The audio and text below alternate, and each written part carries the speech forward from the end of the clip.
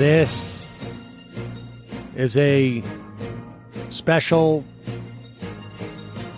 report, I don't know, special coverage of the 2020 Democratic debate, number 2, night 2, from Detroit, Michigan, featuring such luminaries as Michael Bennet, Andrew Yang, Kirsten Gillibrand, Jay Inslee, Bill de Blasio, Julián Castro, Cory Booker, Kamala Harris, and Joseph Biden. Welcome, ladies and gentlemen. Thank you for joining us in our coverage tonight. For some of you that may have been at our YouTube channel, that is now shut down for about 90 days because of Turner Broadcasting's got a little uptight. They felt we were infringing on their copyright. I think when you talk all over a product, you're actually materially changing it. We were critiquing, in fact, their coverage. You could not watch CNN and get a critique of their questions. That would be impossible. So what we were doing was materially different than what they were doing. Were we in any way inhibiting their ability to monetize that stream? I don't think so. We were running the feed. If their ads were there, their ads were there. Yeah, they took the ads out, but they could have been there. They didn't serve them up to us. They didn't serve them up to us? What do you mean they didn't serve them up? They didn't serve them up to anybody. Well, that's what I'm online, you're saying. Exactly. Right. Exactly. So if there's no ads, how could they monetize it anyways? Oh, I see your point. Sounds like we're being deplatformed. Never mind. Well, that's true. Do you see? But with all that said, so what? Who cares? We're on Twitch. Yeah, FCNN. F them all. The era of the pajama boy is over. It's totally over. So tonight will be, I think our analysis that we gave last night, which you may have heard today, I think was frankly pretty spot on in terms of what the sort of the broader sense that people had that I spoke to. I think there was a lot of places you could find some begrudging props to Bernie Sanders. There was places that understood that, like, basically, I mean, I saw a piece, I think it was in the Times, maybe it was an op-ed, but I think it captured it quite a bit, which is he wrote the damn plan and everybody else is just arguing about it. And I think that's also the case. It last night was pretty stunning insofar as it showed just how much value Bernie Sanders has brought to the progressive movement. Regardless of what you feel about him, today, that seems to me, or then, or whenever, it seems to me to be indisputable. People are also, I think Warren got a lot of well-deserved praise for her performance last night. And I think people were really, I think, if the polling came out and said to me, 2% of Bernie's supporters went to Warren last night and 2% of Warren's supporters went to Bernie last night, I would not be surprised. I mean, I think they worked quite well together and bolstered each other in various different ways. John Delaney, people are still covering him. He has less than 1% support in the polls. There is no reason for him to be on stage. And the idea that he would be a surrogate for Joe Biden's policies have been rejected by the Democratic Party. There is no one who is saying, I am voting for Joe Biden because of his suite of policies. In fact, I think it would be hard to find out what they are. Ultimately, and I don't know that we'll hear this tonight, although it would be interesting if we did, John Delaney at one point said last night that he supported TPP.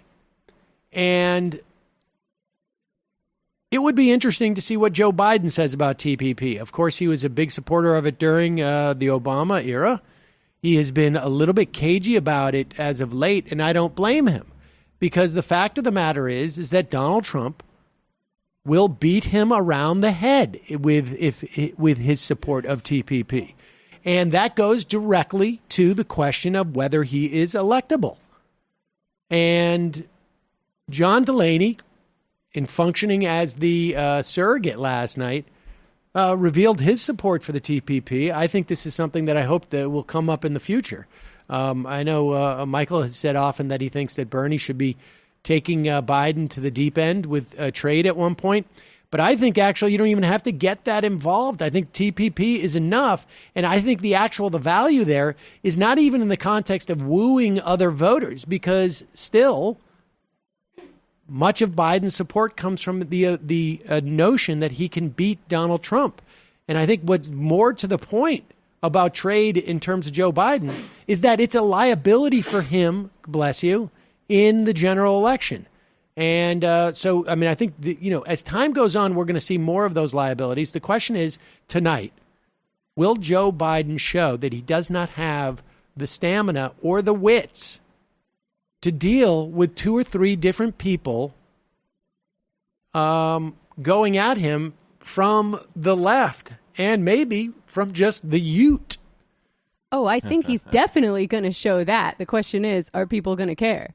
Well, I think if he shows that he can't handle himself on the stage, that's what they're going to care about.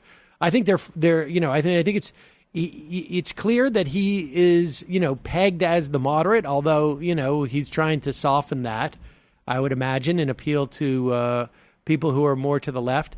But in the final analysis, the real question is, I don't know that I've ever watched a debate where I thought performance was more relevant than tonight. Performance is super relevant, and I'll just do my usual. I mean, I think Biden is beatable either way, but I'm not going to go in assuming that he's going to implode or have a bad night. He might have a decent night, and I would say all of the desperation of the media narratives. There was a New York Times column that somebody showed me. I'm forgetting who wrote it. It was Joe Biden smiling with a crown on his head that said the winner of last night's debate was Joe Biden. I mean, just as there is the, desire to make Delaney somehow a thing. That's I think stunning. There's both an ideological pull towards Biden, and I think also just the cycle of how they like to cover campaigns, right? They would love to be like, have another week of stories where it's like, he had a rough several weeks, but with a commanding performance, Joe Biden reasserted himself in this race. So I would look for that. Cory Booker is going to go at him. And what's weird, and look, maybe Tulsi Gabbard will make some good points on foreign policy, but what's hilarious to me is that, and I guess honorable mention to Jay Inslee pushing the climate agenda, but it's hysterical to me that the only person I have any interest in seeing tonight is Bill de Blasio.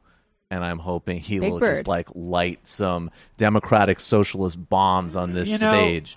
And I mean, if the first debate is anything to go by, he will. He was incredible in the first debate. If I'm Bill de Blasio, I would go right on TPP. I would basically say, here's my pitch to you, Warren and Sanders. Yep. I'm going to go right at Joe Biden, and I'm going to strike at the heart of his electability and expose it from the left. And it's so incredible, like, when you just think of TPP specifically, and we know that, like, Trump's agenda on trade, it's not obviously it's not a Sanders agenda, it's not a trade justice agenda, but, like, if you can go across the industrial Midwest and say, I canceled TPP, this is the main guy who promoted it, I mean, my God, that is 2016 rerun material right there. Maybe not in the sense of, I think the people who were brought in by the scam are already kind of done with Trump, but they certainly could be the type of people who would say, you know what, forget it.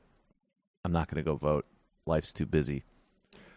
I think, well, I mean, that's really the issue, right?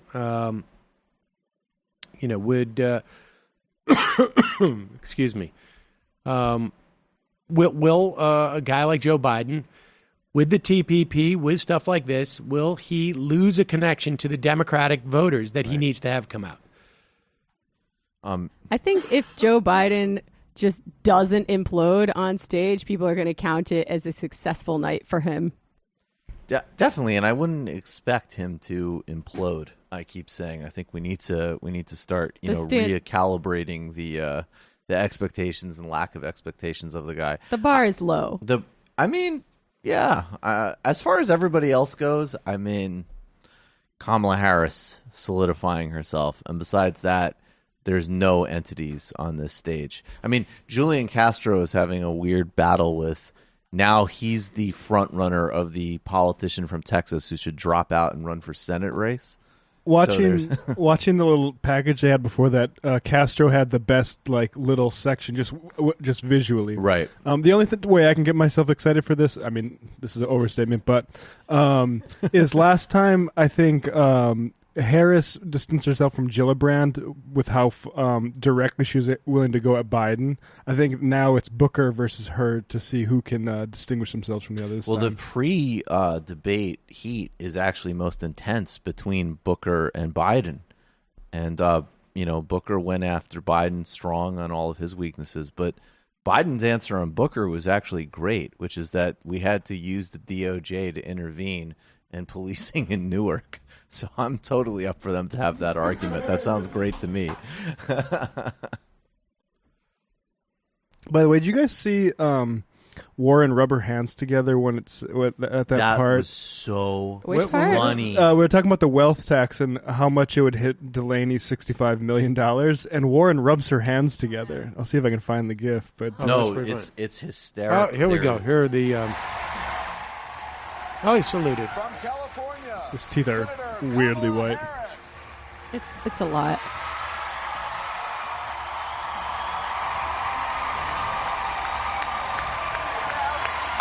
Go easy on me, kid.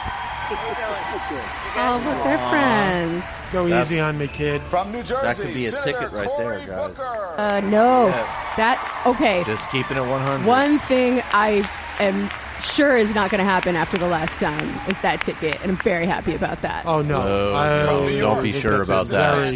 Very, That ticket is so likely. All right. that makes it more likely. Let's cross that bridge when we come to it. I'm not trying to speak it into reality here. Andrew Yang From coming out with some Texas, swag. former Secretary of Housing and Urban Development. I don't have to wear Julián a tie. Castro. Robots took my tie. As opposed to and last fucked my time wife. where he's like the guy that shows up to Shark Tank and they're like, you're too charisma-less to actually appear on the show. Sorry, we're going to cut you. From Hawaii, Congresswoman Tulsi Gabbard. Oh, all right. Got the Messiah thing Visually going on. charismatic presentation. Oh, what? Looking good, girl. From New York, Senator Looking very Kirsten. culty. Very good. I think this is a Gillibrand's last stand. Warren and someone else wore a red vest there, too. From Washington State, Governor Jay Inslee. Can we swear on Twitch?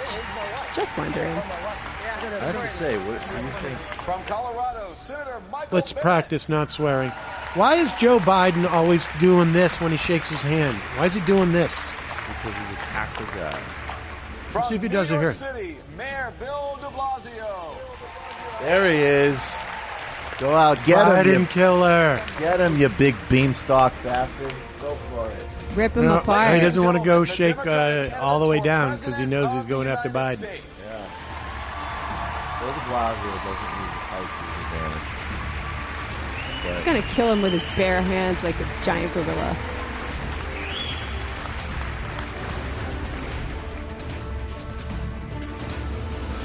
Yeah, I think Joe Biden has Parkinson's. There's no. Now please rise for the presentation of colors from the James Stewart VCW. He does have that look about him. Yeah, he District definitely- Court I'm Honor suspect of Guard. that. And please This is- remain that- to standing me, this for our is red national flaggy anthem, all over the place. performed by Grammy and Tony Award-winning singer Dee Dee Bridgewater, who was raised in Flint, Michigan. Honor guard. Good did it morning, last night. Patriots. Oh God, do we have to see this again now? Good morning, Rebels. That fits so well.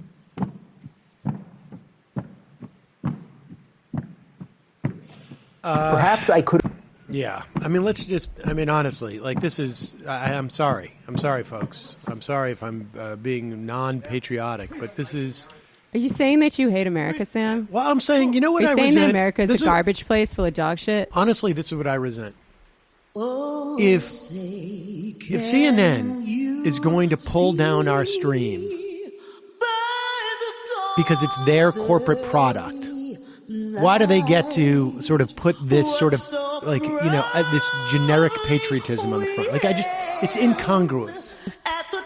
Pick your lane. Branding. Pick your lane. Some people think that America is all about corporate products. Well, Yes, indeed, boo. Yes, indeed, hiss. Hello. Perhaps I could have poked or prodded in another way, but I felt trying to figure out why he thinks as he does is what my job is. It's our new anthem. that's right. I don't even care about those guys. It really just honestly doesn't matter.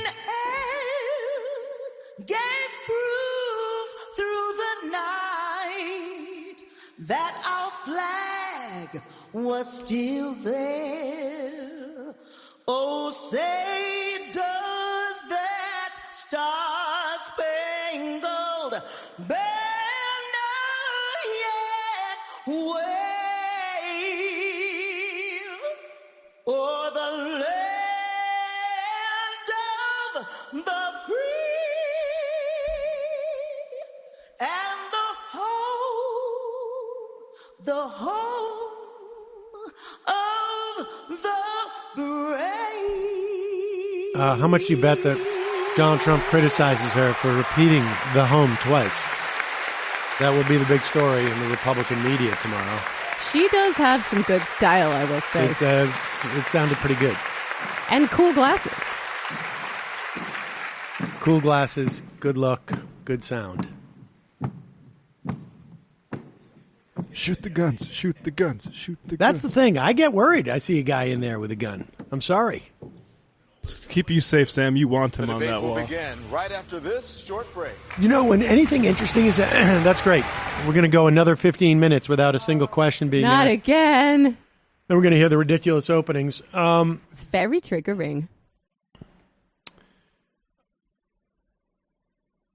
The other thing, too, I have to say, that's annoying me is the Twitter. When there's a lot of stuff going on, you can't get to your window where you actually tweet something because it keeps refilling. I don't know if you, maybe it's just with me, but nevertheless, I'm just writing, we're streaming live here. And so, I mean, I think, the big questions really are going to be all around Ace-up Rocky. Joe Biden. And, again, I think at the end of the day, the real test for Joe Biden, I think, is going to be in September. But we still have two more, I think. We have one in August as well. Is that right? A debate in August? Do we know? Team? Oh, dear God, no. I thought it was not till September. Maybe the next one is in September. That's going to be the one where I think you're going to get the biggest audience paying attention. And it's also going to be, again, it's going to depend on how many people are on the stage. And when things start to condense a little bit and people can go directly at Biden, that's going to be interesting. And I wonder if, can you imagine, just for a moment, if Elizabeth Warren said, for instance, I say that only because she's the front runner, female who's the front runner, or Kamala Harris for that matter. Go easy on me. Mm-hmm. That would take on a narrative that they need to have someone go easy on them. And I think it's a real problem. I know he was trying to be charming, but I think it was also a way of. Well, first of all, I find "go easy on me, kid" to be a little bit condescending. Wait, so he actually said that? I thought you were joking. No, he said that. Oh, man. Matter. That's just his shtick. It's not. Okay, well, bless me, Father, if I have sinned. Yeah, he's just being like condescending and avuncular. Right, that is his shtick, though. Yeah. But it's not a shtick. It is. He's condescending. I I think he's very condescending. From Barack Obama's a well-spoken black guy to I hugged her. Right? You had no problem with that, sweetie. At least he didn't give her a pat on the head or back rub. At a certain point, there's going to be so much media coverage of him that it's going to drown out, I think, to a certain extent, or at least give him another image besides just Obama's second guy. Yeah, I just think it's important to, when somebody triggers us so much, to focus on what might actually really hurt him. That's my kind of, because I think, Sorry, go ahead. I do think that type of stuff is going to hurt him because there's a very large contingency of people in the sort of first order political analysts who have a real problem with that. And he needs those people ultimately. Here we go. I bring you a message of hope. We can make change in this country. I know from personal experience it can be done. When I became the mayor of the nation's largest city, I set us on a path of bold change. They said it couldn't be done, but we gave pre-K to every child for free. Finally brags about we got that. rid of stop and frisk, and we lowered crime. We raised the minimum wage to $15 an hour. Yes, it can be done. Now, tonight, we have to get to the heart and soul of who we are as Democrats. There are good people on this stage, but there are real differences. Joe Biden told wealthy donors that nothing fundamentally would change if he were president. Oh, boy. Kamala Harris said she's not trying to restructure society. Well, I am. For 40 years, working people have taken it on the chin in this country. For 40 years, the rich have gotten richer, and they paid less and less in taxes. It cannot go on this way. When I'm president, we will even up the score, and we will tax the hell out of the wealthy to make this a fairer country and to make sure it's a country that puts working people first. Thank you, Mayor de Blasio. Senator Michael Bennet. What is that? What's going on? Last week, I saw one of those Trump signs that says, America, love it or leave it. And it was on the outside of a church. I love America. And I know we can make it better. I like the fact that Michael Before Bennet coming is to the starting Senate, out with a strong I ran anti-Christian a large urban message. school district where most of the kids live in poverty. I might have an Those affect kids like have Ned exactly Flanders, the same but I think hopes Christianity's a that hunk I of have. shit. If we want to succeed Their as a parents country, have we need to exactly the embrace same Islam. hopes for them that my parents had for Islam me, provides meaning. and that Susan and I had for our 3 children.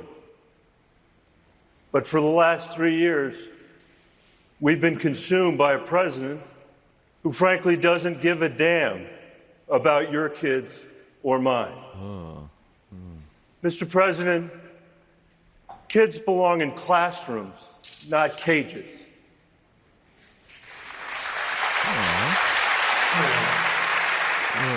And they deserve something better than a bully in the White House. The Islamic Let's end this 3-ring circus in Washington. And let's make this election about reclaiming our future for our kids and our democracy. Empty promises won't beat Donald Trump. I can. Governor Jay Inslee. Good evening. I'm Jay Inslee. I am running for president because the people in this room and the Democrats watching tonight are the last best hope for humanity on this planet. If we make defeating the climate crisis the top priority of the United States, we will have a fighting chance to save ourselves and our children's future. It has to be our top priority. My plan is one of national mobilization, quickly bringing 100% clean energy to Americans, creating 8 million good union jobs. This is a big, bold, ambitious plan for clean energy for a big, bold, ambitious nation. Middle ground approaches are not enough. Wow, even we him must with the confront the subtext fossil Biden fuel industry. I've been working on this for 25 years, and now we know this. We are at a tipping point, and whether we shrink from this challenge or rise to it is the vital question of our time. We Democrats believe we can still do big things in this nation. We can defeat the climate crisis. Let's get to work. More energy than the last guy. Aw, he's a nice grandpa. My grandmother trying to taught talk me about that climate nothing's change. impossible. She spent 2 generations organizing women in upstate New York. Okay. My mother taught me nothing's impossible. She was one of only 3 women in her law school class and worked with gay couples for basic rights. If you want to get something done, just tell me it's impossible. As a freshman senator, I was told you couldn't repeal Don't Ask, Don't Tell. Even members of my own party told me it wasn't convenient. When are civil rights ever convenient? We stood up to the Pentagon and we got it done. Not impossible. 10 years ago, I was told you couldn't pass health care for our 9/11 first responders, those heroes who raced up the towers when others were coming down. Even when Congress turned its back on them, we kept fighting. Just last week, we made the 9/11 health bill permanent.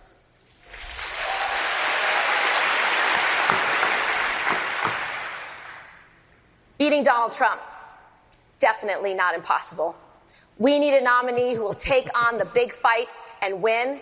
We need a nominee who doesn't know the meaning of impossible. So Bernie Congresswoman Sanders. Tulsi Gabbard. I don't know the meaning of impossible. I mean, that is I love our supportive country. of what Warren. It's why I and- enlisted and after just 9/11. so I've served as a subtextually. soldier What does for over Tulsi say? 16 years, Oh, I deployed served twice as to a the Middle soldier. East, and serve in Congress now for almost 7 years.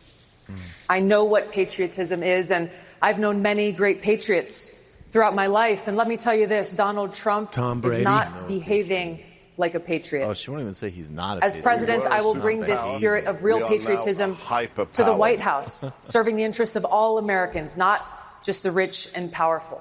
I'll fight for our rights and freedoms of all Americans, upholding these principles in our Constitution upon which our country was founded. Fighting for justice and equality for all. Fighting for every single American, regardless of race or religion, as we strive towards that more Blasio, perfect the guy was union. screaming fire. And as president, I'll Pantaleio. bring this unifying spirit of Hell the yeah. country and the soldiers' values of service above self to the White House. Pantaleio Truly is the leading cop a who government killed Eric of, Garland. by, and for the people.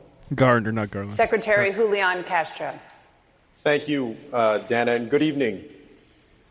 You know, just a few days ago, we were reminded and inspired by our fellow Americans in Puerto Rico that public service is not fundamentally about any of us.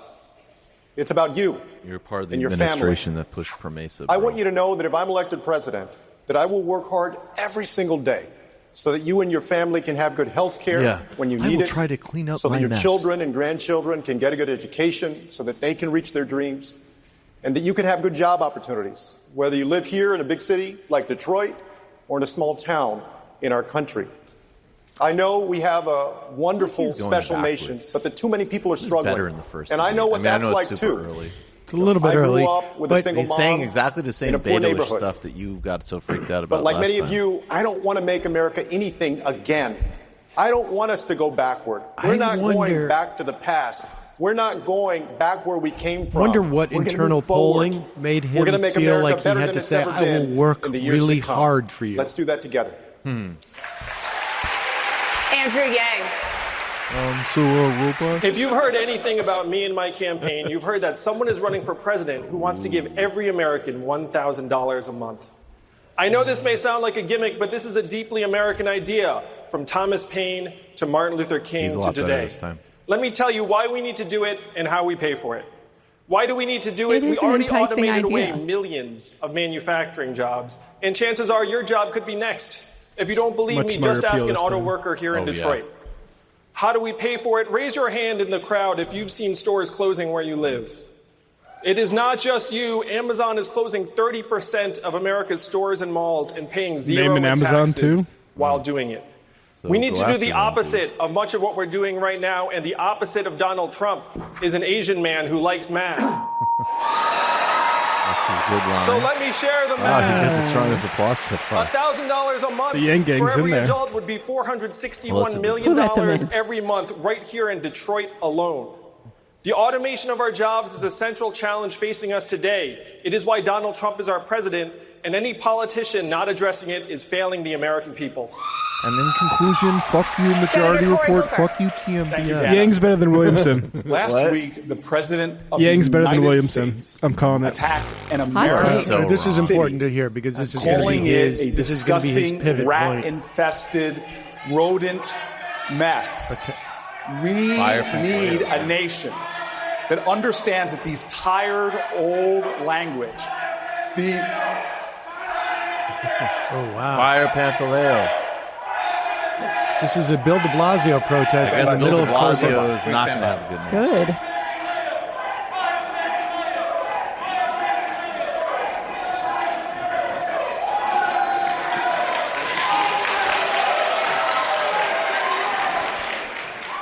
The compensatory applause to drown out protests is I always don't think weird. people are doing that, actually. Donald Trump from Charleston to Baltimore to even the border is using the tired old language of demagogues, of fear-mongers, of racists to try to divide our country against itself. We know who Donald Trump is, but in this election, the question is, who are we as a people? We have serious problems in America. We have deep wounds and seriously, deeply rooted challenges. We desperately need to heal as a nation and move forward. Because we know in this country that our fates are united, that we have a common destiny. The call of this election is the call to unite in common cause and common purpose. That's how we will beat Donald Trump. That's how I will beat Donald Trump. And as your president, that's how I will govern and move us forward together. Senator Kamala Harris. The sort of the unspoken subtext is Joe Biden can't bring some diversity. This is a moment in time that is requiring us each as individuals and collectively to look in a mirror and ask a question. That question being, who are we? We need to talk about putting. And I think most of us know that part of the answer to that question is we are better than this. Yeah. So this then She becomes came a off as moment very robotic that we last must night. fight for the best of who we are. And Thanks for fight, of talking like a course, robot, we will. sweetheart. It's like And Beastie this is Boys not a new Intergalactic. fight for us as Americans. We have always been prepared to fight for our ideals. We have always been a nation that fights for the best of who we are.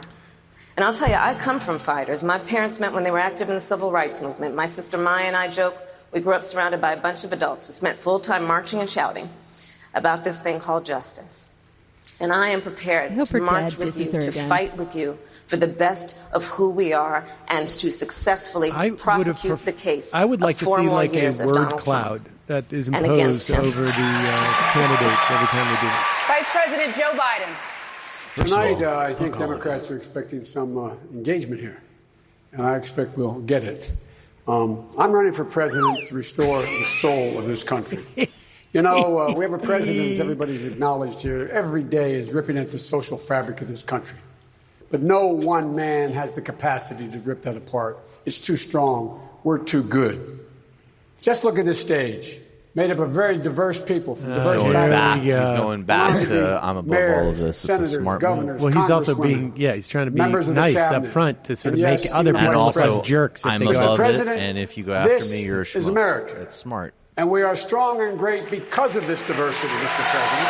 He's going to have a fine night. Not in spite of it, Mr. President.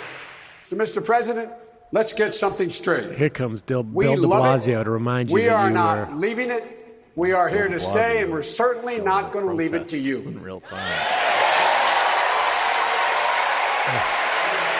Thank you, Vice President Biden.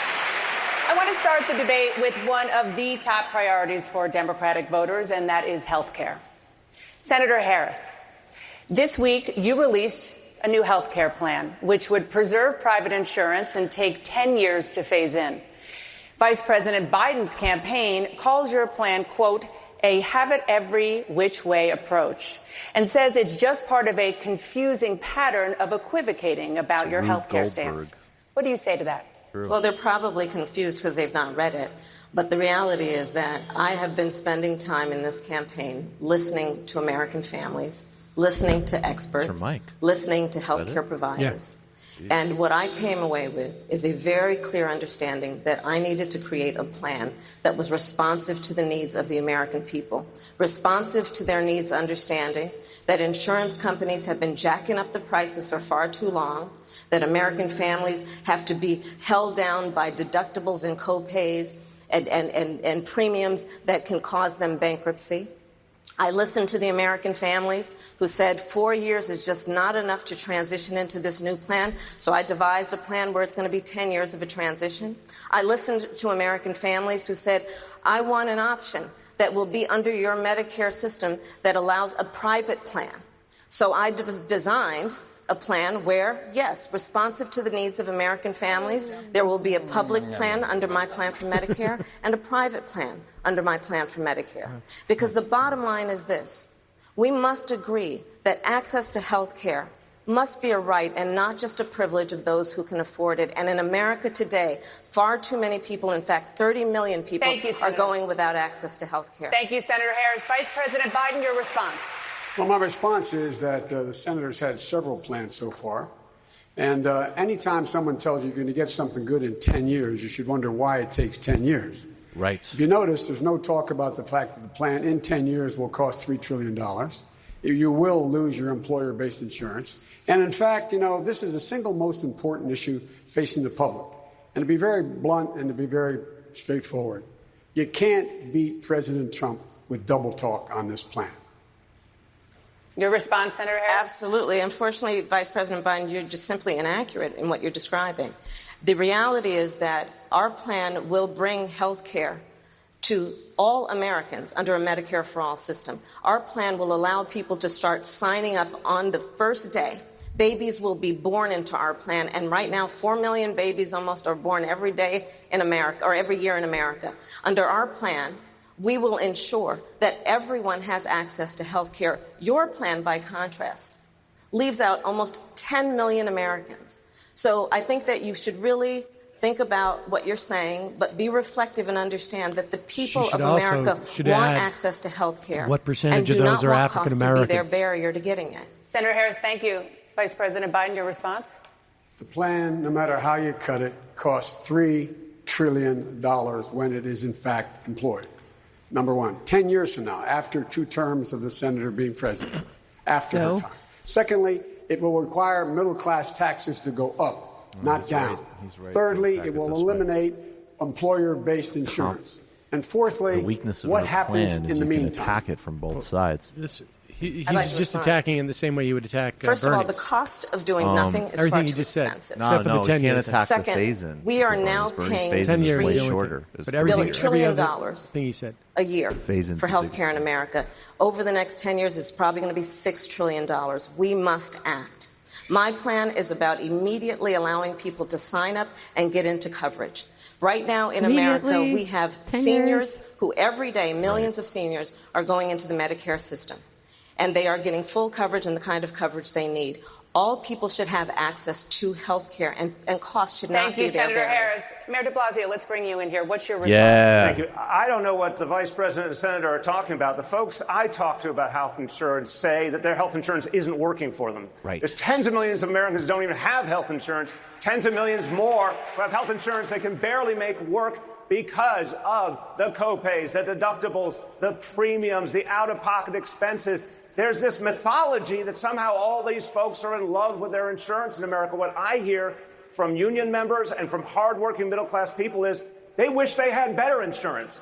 And they're angry at private insurance companies that skim all the profits off the top and make it impossible for everyday people to get coverage like mental health care, dental care, the things that would be full coverage for all Americans. Thank you, Mr. Mayor. Vice President Biden. I wish he was always like Mayor de this Blasio. mayor. Thank you, America's mayor. Yeah, no, that's my America's private mayor right insurance there. industry are defending a healthcare system that is not working. What's your response? My response is Obamacare is working. The way to build this and get to it immediately is to build on Obamacare. Go back and take back all the things that Trump took away, provide a public option, meaning every single person in America would be able to buy an option if they didn't like their employer plan, or if they're on Medicaid, they'd automatically be in the plan. It would take place immediately, it would move quickly, and it would ensure the vast, vast, vast majority of Americans. In the meantime, that's not what the public option Did anybody was tell you how before. much their plans cost? My plans cost $750 They're banning Twitch billion. streams, it looks like. That's what it costs. Is that right? Not Destiny and $30 Hassan have trillion. Vice President, Senator Gillibrand, you support Medicare for all. How do you feel We're being about Senator Harris deplatformed for our continuing to critical call her health opinions proposal Medicare and our for all, ideas. when it includes a far more significant role for private insurance than the bill you co-sponsored? Folks, For the viewers in the go to audience our right website. now, If we they're at lose risk here, of you can losing hear our forest and audio, trees. watch the video, Because the turn the truth audio is, down, and you healthcare can in hear our America should be a audio. right. When I was a Go to young mother and had majority.fm because Theo they're as an gonna infant, kill he had us an on allergic Twitch soon. reaction to eggs, and his whole body turned red. Can we and put that puffy. into I had the to description? Rush him to the emergency room. My heart is palpitating because I'm Majority worried that his FM. throat will close. I am not worried about not having an insurance card or a credit card in my wallet. I know whatever they're going to prescribe, whether it's an EpiPen or an inhaler, I can afford it. The truth about healthcare in America today is people can't afford it. They cannot afford it. And the insurance companies, for these plans that rely on insurance companies, I'm sorry, they're for-profit companies. They have an obligation to their shareholders. They pay their CEO millions of dollars. They have to have quarterly profits. They have fat in the system that's real, and it should be going to healthcare. So let's not lose the forest for the trees. And last, let's not forget what the Republicans are doing. Because the truth is, the Republicans and Trump, their whole goal is to take away your health care. Thank you. To make it harder for you to afford it, you, even if you have Senator pre-existing Gillibrand. conditions. Not much. Like when Warren said, "Hey, stop lying about what Bernie's proposing." In response to we're Senator not talking Biden about taking about people's the health care Affordable away. Care That Act, was justified. it is But all this, important like, that you filler of, understand like, that what our Trump is Medicare gonna for All do. plan Just has outline actually, what by you're the gonna do. We all architect know of Trump's the the worst. Obama Affordable Care Act we been edit the title described as right one of now? the most effective ways to bring health care to all. Kathleen Sebelius has Hold on, let me endorsed try. our Fun with plan as being Minecraft. something that will get us to where we need to go.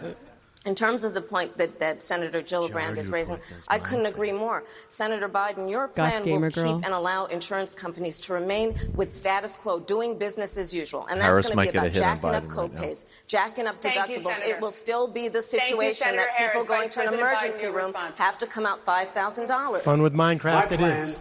makes the limit of copay to be $1,000 because we further support the ability to buy into the Obamacare plan. Secondly, the idea that this is somehow a bad idea.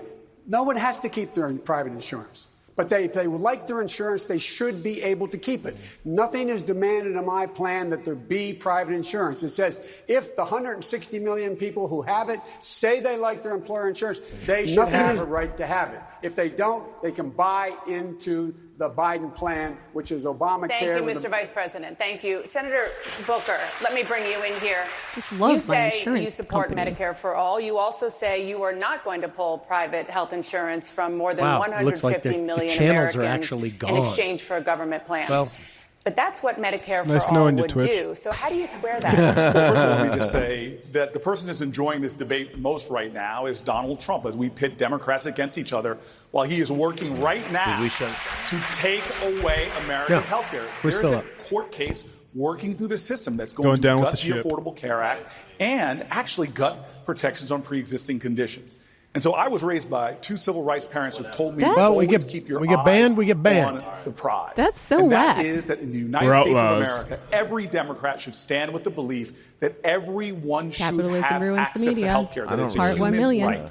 And how we get there, it has to be to end this Majority broken Report system, Radio, because folks. we When are we go on our down, way go to just a majorityreportradio.com. You handful can of listen years to of us spending 20% and of then our just economy, watch one out of every some $5 other videos. There's a red listen on live healthcare. button. I And just we checked it spend out. It more works. than every other nation on everything from MRIs to insulin drugs, multiple more than other countries. And so you want to know what I'm going to do? I'm going to work can't to get listen us to to a any point of these where people talk Medicare about for all, where healthcare. everyone is covered. They all just But suck this so pitting much. against They're progressives so against disingenuous. Marx, They're saying doing- one is everybody on unrealistic stage is and the other doing doesn't so much care work for enough. Bernie That Sanders to right me is now. dividing Thank you. our party and demoralizing us in face of the real enemy here. Thank and you, I'm going to Senator. keep fighting for that enemy. Thank you, Senator Booker. Congressman Gabbard, what's your response? The reality is right now we don't have a health care system.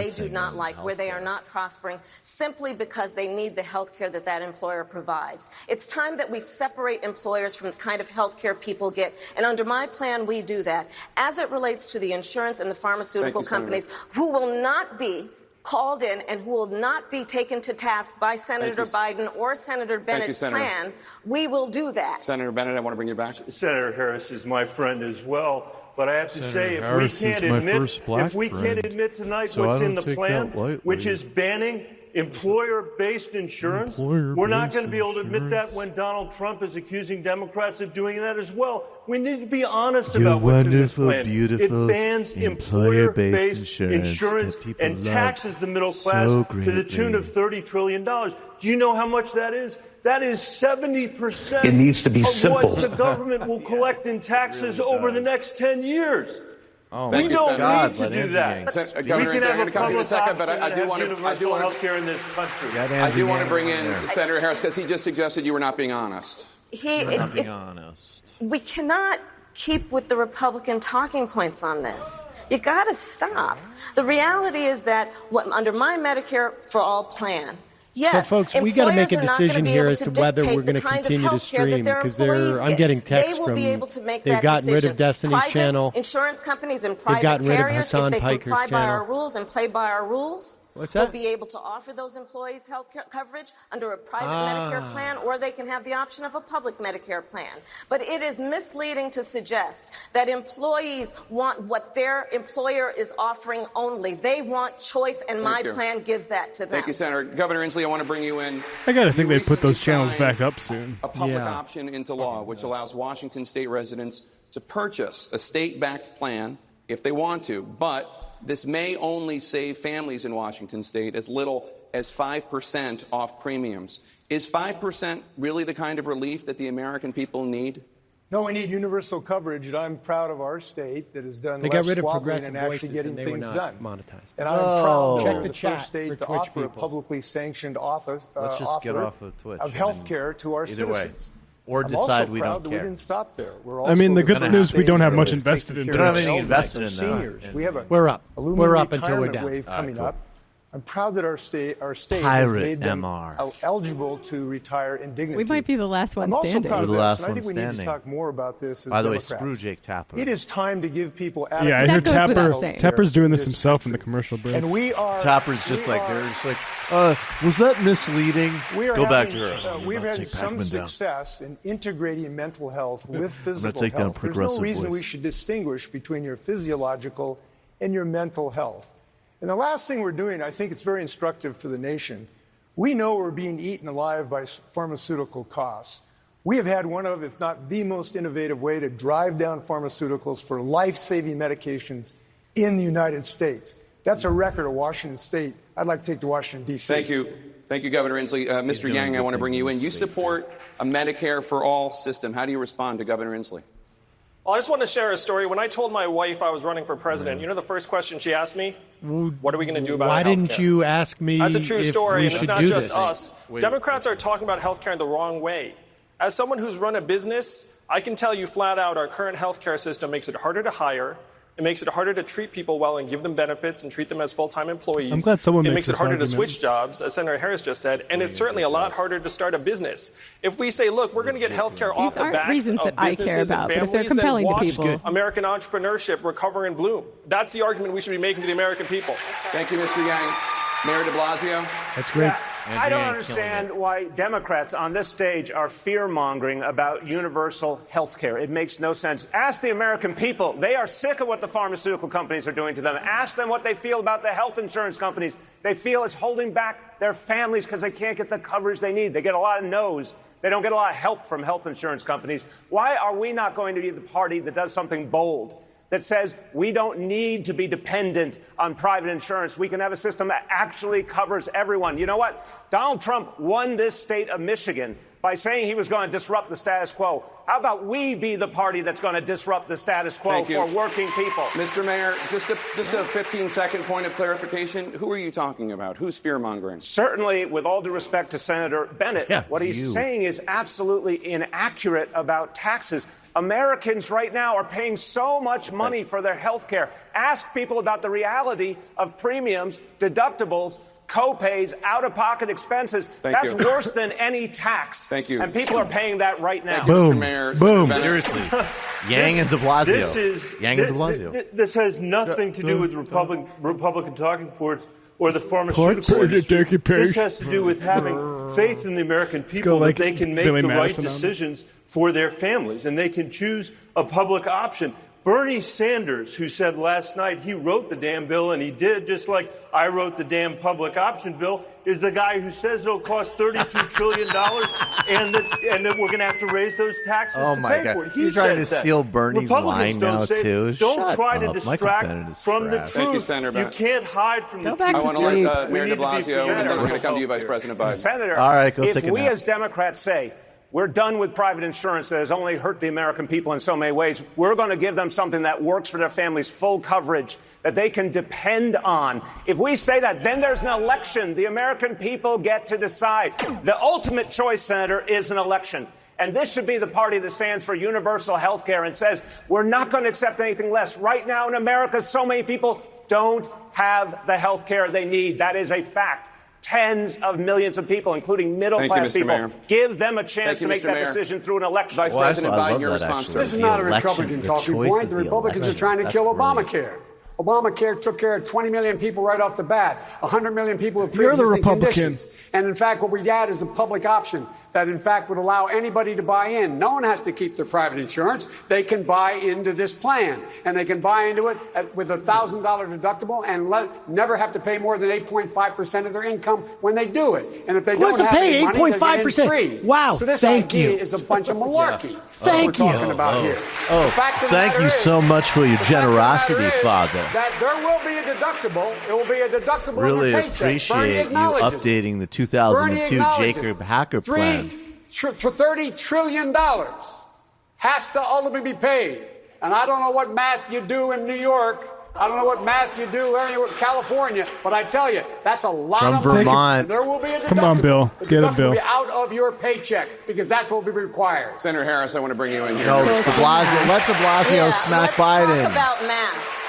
Let's talk about math. Let's talk about the fact that the pharmaceutical companies and the insurance companies last year alone profited $72 billion. And that is on the backs of American families. And under your plan, status quo, you do nothing to hold the insurance companies to task for what they have been doing to American families. In America today, a diabetes patient, 1 in 4 cannot afford their insulin. In America today, for those people who are overdosed from an opioid, there is a syringe that costs $4,000 that will save their life. It is immoral, it is untenable, and it must change with Medicare for all. Vice President Biden, your response. Real quick. I have the only plan that limits the ability of insurance companies to charge unreasonable prices. Flat out, number one. Number two, we should put some because you're the only one pushing for a private insurance plan. Jail for the 9 billion opioids they sell out there. They are misrepresenting to the American people what need to be done. And lastly, here's the deal. The deal is, let's figure out how this works. We immediately are able to cover everybody who wants to get off of their insurance plan they don't like, no matter what one it is, and buy into a Medicare option. And they can buy the gold plan, and they're not going to have to pay. Anyway, Ooh, the gold plan. Anyway, I can't explain it. I love the gold plan. Thanks, Joe, for the gold plan. You think it should no longer be a crime to cross the U.S. border illegally? President Obama's Homeland Security Secretary Jay Johnson, whom you served with, says that is a public declaration that the border is, quote, effectively open to all. How is he wrong? Thank you for that question. Thank you for asking me that. If you elect me president, you're not electing me to follow. You're electing me to lead. And polling said open borders is a right-wing talking point. And frankly, I'm disappointed that some folks, including some folks on this stage, have taken the bait. The only way that we're going to guarantee that we don't have family separations in this country again is to repeal Section 1325 of the Immigration and Nationality Act. That is the law that this president, this administration is using to incarcerate migrant parents and then physically separate them from their children. My immigration plan would also make sure that we put undocumented immigrants who haven't committed a serious crime on a pathway to citizenship, that we do a 21st century Marshall Plan with Honduras, El Salvador, and Guatemala. I do not so that we can get trust to the Julián root Castro of this to implement challenge, that type so of people plan. can find That would be safety and opportunity at CAFTA. home instead of having to come to the United States. That's how we can be smarter. Good that he's more introducing the effective, idea, and though. humane Well, when it comes Bernie to talked about a policy. Thank you, atmospheric Secretary solution Castro. last night. Senator Bennett, what's your response? But devil's very much in We the details. I disagree that we should decriminalize our border. We should This is take personal for me. Valerian My mom's route. an immigrant, and My she was mom separated came from from her parents Canada, during the Holocaust. And in I was Poland. very much in and for favor those of reasons, that. I was part of the Gang of Eight that wrote That's a the immigration ballsy bill joke in right 2013. Well, honestly, with John like, what's McCain the? How do you say that? Passed that? the Senate with 68 votes. And then allow the That criminalization gave across the pathway border, to which is citizenship the for the 11 million primary undocumented tool people to that are separate, here. to kidnap would children. pass the most progressive DREAM Act that had ever been conceived, much less passed on the floor of the Senate, and had $46 billion of border security. Every single Democrat voted for that bill. Senator, In Delaware, we regular Republicans. folks know That math. should That's be how we our charge you position. credit card Thank you, interest. Senator. That is our Right. Thank you, Senator. Senator Harris, you have indicated that you don't think it should be a criminal offense punishable by jail to cross the U.S. border illegally. How do you Which respond is to Senator shocking Bennett? because you basically What happened support to jail Cory? everybody. Again, with all due respect, after the last debate, for example, I went to a place in Florida called Homestead. And there is a private detention facility being paid for by your taxpayer dollars. A private detention facility that currently houses 2,700 children. And by the way, there were members of us, Julián was there, members of Congress. They would not let us enter the place, members of the United States Congress. So I walked down the road, I climbed a ladder, and I looked over the fence. And I'm going to tell you what I saw. I saw children lined up single file based on gender, being walked into barracks.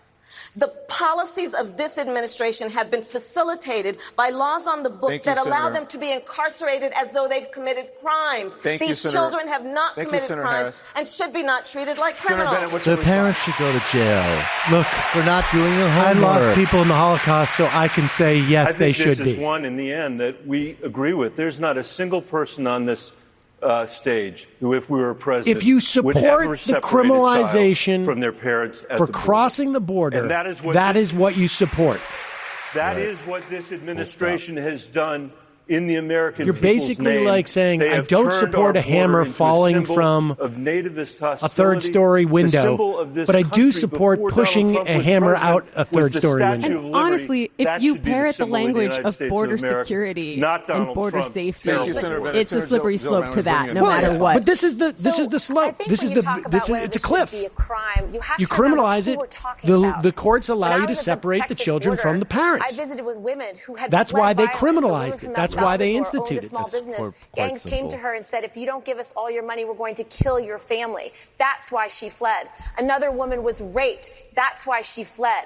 So this is who we're talking about, and they're not criminals. So I believe that we should have a civil violation. No president before President Trump enforced the law in the way he has enforced it, because he's using it as the crutch to lock up women and children, to separate mothers and babies, to put them behind bars. So I don't think we should have a law on the books that can be so misused. It should be a civil violation, and we should make sure that we treat people humanely. Right. Thank you, Senator. And listen to the Redirect podcast by Ronald Reagan. In the first 2 years Yeah, of the listen to the Obama Redirect administration, nearly podcast. 800,000 Ronald Reagan, immigrants that's were right. deported, far more than during President Trump's first 2 years. Would the higher deportation rates resume if you're president? Absolutely not, number one. Number two, everything I don't landed like on the president's Obama desk now. at locus. I love found Barack that in all the ways Julián- you love excuse him me, and not in the the other secretary, we sat together in many meetings. I never heard him talk about any of this when he was the secretary. Please be respectful. Please be respectful in the That's crowd. being respectful, baby. That is. Exactly. That's the content, homie. Please Respectful to continue, Mr. Vice humanity. President. Right. Yes, good job, protesters. The fact is, I don't know if you can hear, I can hear, but anyway. We can hear fine, Mr. Vice President. Please continue. If you I The can't fact hear. is, You can hear so I well. can't hear Senator even from when New York those talked about fucking people is aren't seeking yelling. asylum. Anyway, that woman, the women she spoke to, are entitled to asylum. That is not crossing the border illegally. What we should do is flood the zone to make sure we have people to make those decisions quickly.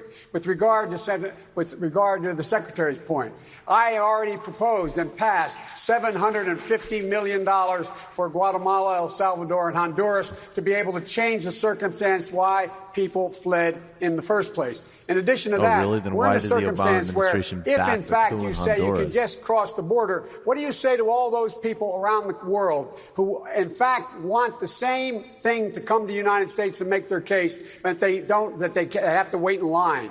The fact of the matter is, you should be able to, if you cross the border illegally, you should be able to be sent back. It's a crime. It's a crime, and it's not one that, in fact... Thank you, Mr. Vice President. Secretary Castro, please. He's like, thanks. You can cut in earlier next time, Don. Learn the lessons of the past. Done. And one of us hasn't. When I wave my hand, tell me I'm done. What would he say? Let me just start out by answering that question. My immigration plan would also fix the broken legal immigration system, because we do have a problem with that. Secondly, the only way that we're going to guarantee that these kinds of family separations don't happen in the future is that we need to repeal this law. There's still going to be consequences if somebody crosses the border. It's a civil action. Also, we have 654 miles of fencing. We have thousands of personnel at the border. We have planes. We have boats. We have helicopters. We have security cameras. You were sleeping in those meetings. That actually have some guts on this issue. Thank you, Secretary. Mr. Vice President, please, your response. I have guts enough to say his plan doesn't make sense. Here's the deal. The fact of the matter is that, in fact, when people cross the border illegally, it is illegal to do it unless they're seeking asylum. People should have to get in line. That's the problem. And the only reason this particular part of the law is being abused is because of Donald Trump. We should defeat Donald Trump and end this practice. Yeah, thank you. Congresswoman Gabbard, what's your response? I'm the only one that matters. Our hearts break when we see those children at these detention facilities who've been separated from their parents, when we see human beings crowded into cages in abhorrent, inhumane conditions. This is about leadership and understanding that we can and should have both secure borders as well as humane immigration policies. We will have to stop separating children from their parents, make it so that it's easier for people to seek asylum in this country, make sure that we are securing our borders and making it so that people are able to use our legal immigration system by reforming those laws. Mr. Yang, your response. I'm the son of immigrants myself. My father immigrated here as a graduate student and generated over 65 U.S. patents for GE and IBM. I think that's a pretty good deal for the United States. That's the immigration story we need to be telling. We can't always be focusing on some of the distressed stories.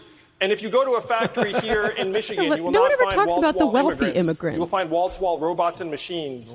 Immigrants are being scapegoated for issues they have nothing to do with in our economy. We already have open borders for the rural class and capital. You have a plan that would, quote, virtually eliminate immigration detention. Does that mean that the roughly 55,000 migrants currently in detention would be released into the United States? Oh, my God. Well, first of all, how could we possibly absorb them? Tonight, we are playing into Republican hands who have a very different view, and they're trying to divide us against each other. I'm listening to the language of my colleagues. No, Mr. Vice President, we are not going to just let people cross the border. An unlawful crossing is an unlawful crossing if you do it in the civil courts or if you do it through the criminal courts. But the criminal courts is what is giving Donald Trump the ability to truly violate the human rights of people coming to our country who no one surrenders their human rights. And so doing it through the civil courts means that you won't need these awful detention facilities that I've been to, seeing children sleeping on pavement, people being put in cages, nursing mothers, small children. This is not necessary.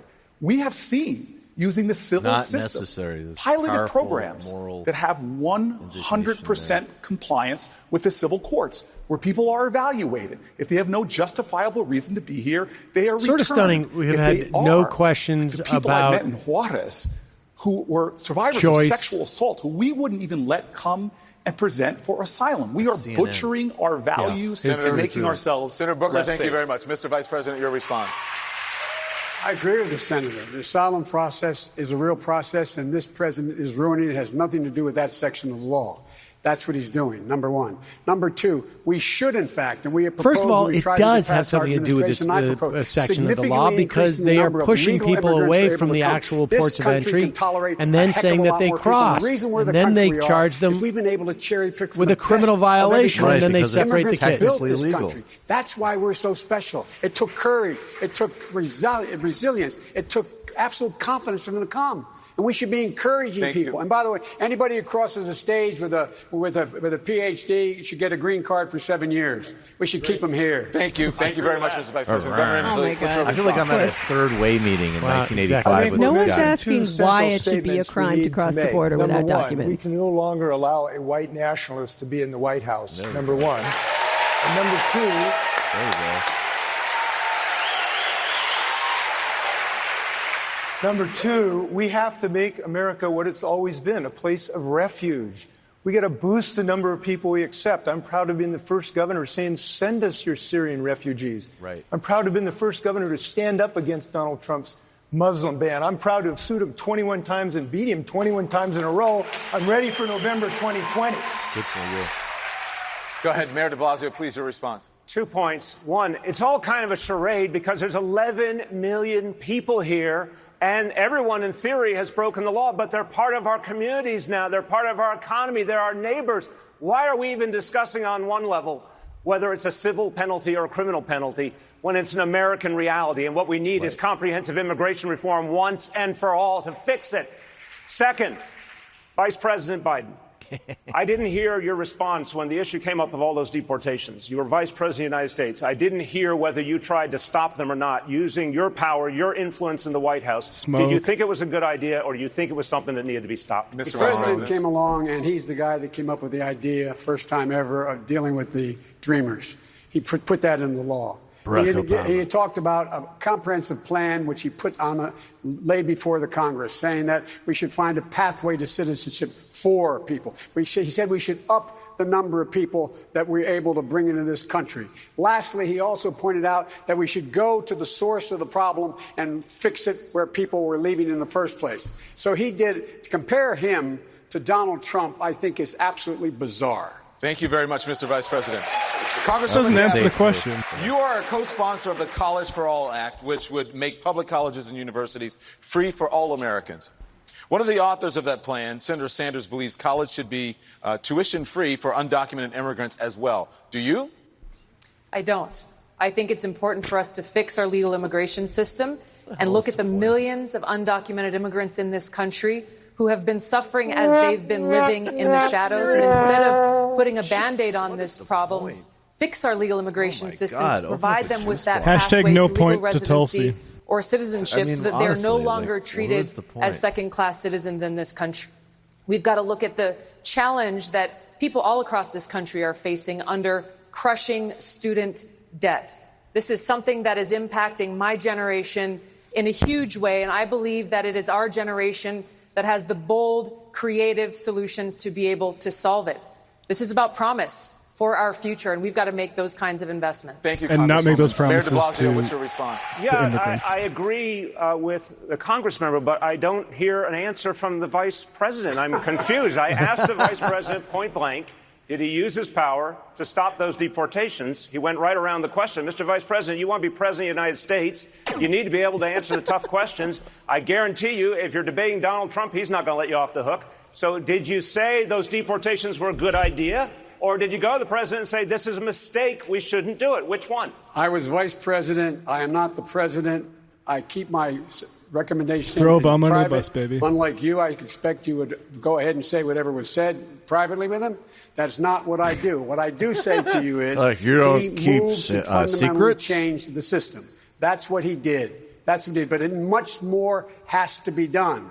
Much more has to be done. I still don't hear an answer. Senator Booker, please respond. Well, a couple things. First of all, Mr. Vice President, you can't have it both ways. You invoke President Obama more than anybody in this country. It's convenient. Here it comes. Get him. Oh, boy. And the second thing, and this really irks me, because I heard the Vice President say that. If you got a PhD, you can come right into this country. Well, that's playing into what the Republicans want, to pit some immigrants against other immigrants. Some are from shithole countries. And some of Oh, here comes Cory. He said the S word. Cory Booker can curse on Twitch. Everyone has worth and dignity, and this should be a country that honors for everyone. Except for Palestinians and Iranians. Republicans divide this party against itself. Senator, thank you. Mr. Vice President, the fact is, that's what I said about this country. We are a country of immigrants. All of us. All of us. Some here came against their will. Others came because they, in fact, thought they could fundamentally change their lives. And they did. The statute of send us your. That's what we're talking about. What? That's what made Just make us sure great. you do it And well. the fact of the matter is, I think the President of the United States, Barack Obama, went out of his way to try to change the system, and he got pushed back significantly. And I had nothing to do Senator with any Gillibrand, of what's that. your response? I had none to do with the bad stuff. Again, President Trump, under his administration, 7 children died in his custody. Under his administration, families have been torn apart. This party is talking about real ideas for the future. We're talking about what we will do to change America. But we must not forget about our values. We used to believe in this country you should treat others the way you want to be treated.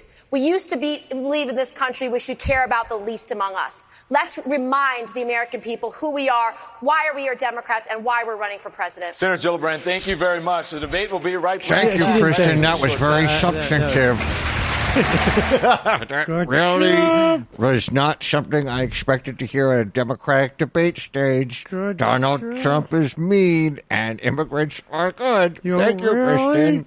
You really did a good job there. You didn't say anything, but it sounded like you did. I like Tulsi Gabbard's whole like strategy is that like the electorate is some fusion of like sort of like Steve Bannon surfers and like I don't know a 19-year-old Tulsi cell. It's funny. I'm not even trying. Like I want to go easier on Tulsi, given all of the criticisms I have of her.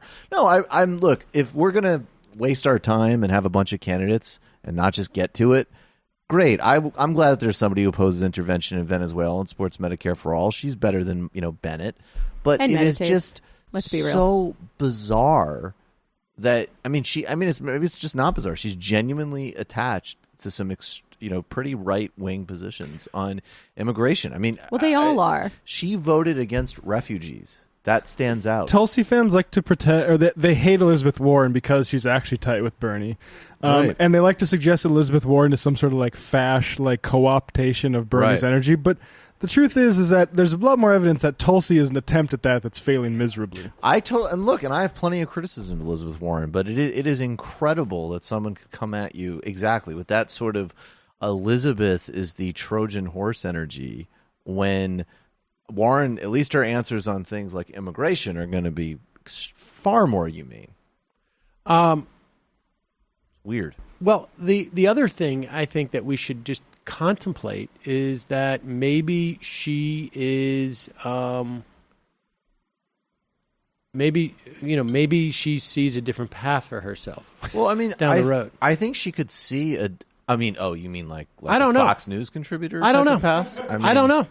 Podcast path.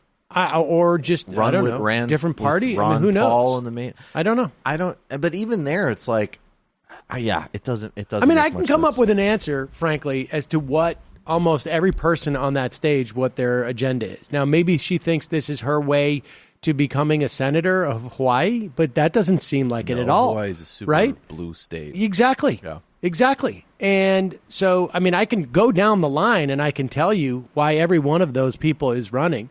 You get like the troika of old white guys who are like, why wouldn't I run? I think I could actually be president, and I got, it's not going to cost me anything. Right. And then there are others who are trying to run message campaigns or set up future runs. But I don't know how you project a future in the Democratic Party where you are where she's at in terms of immigration, and she's trying to run in the progressive lane. Yeah, I just don't. It's incongruous. It's odd. Maybe she's just a bad politician. She doesn't. I mean, she might look. It might be her sincere beliefs, but it's. I mean, that's so great. I respect that. All the more damning.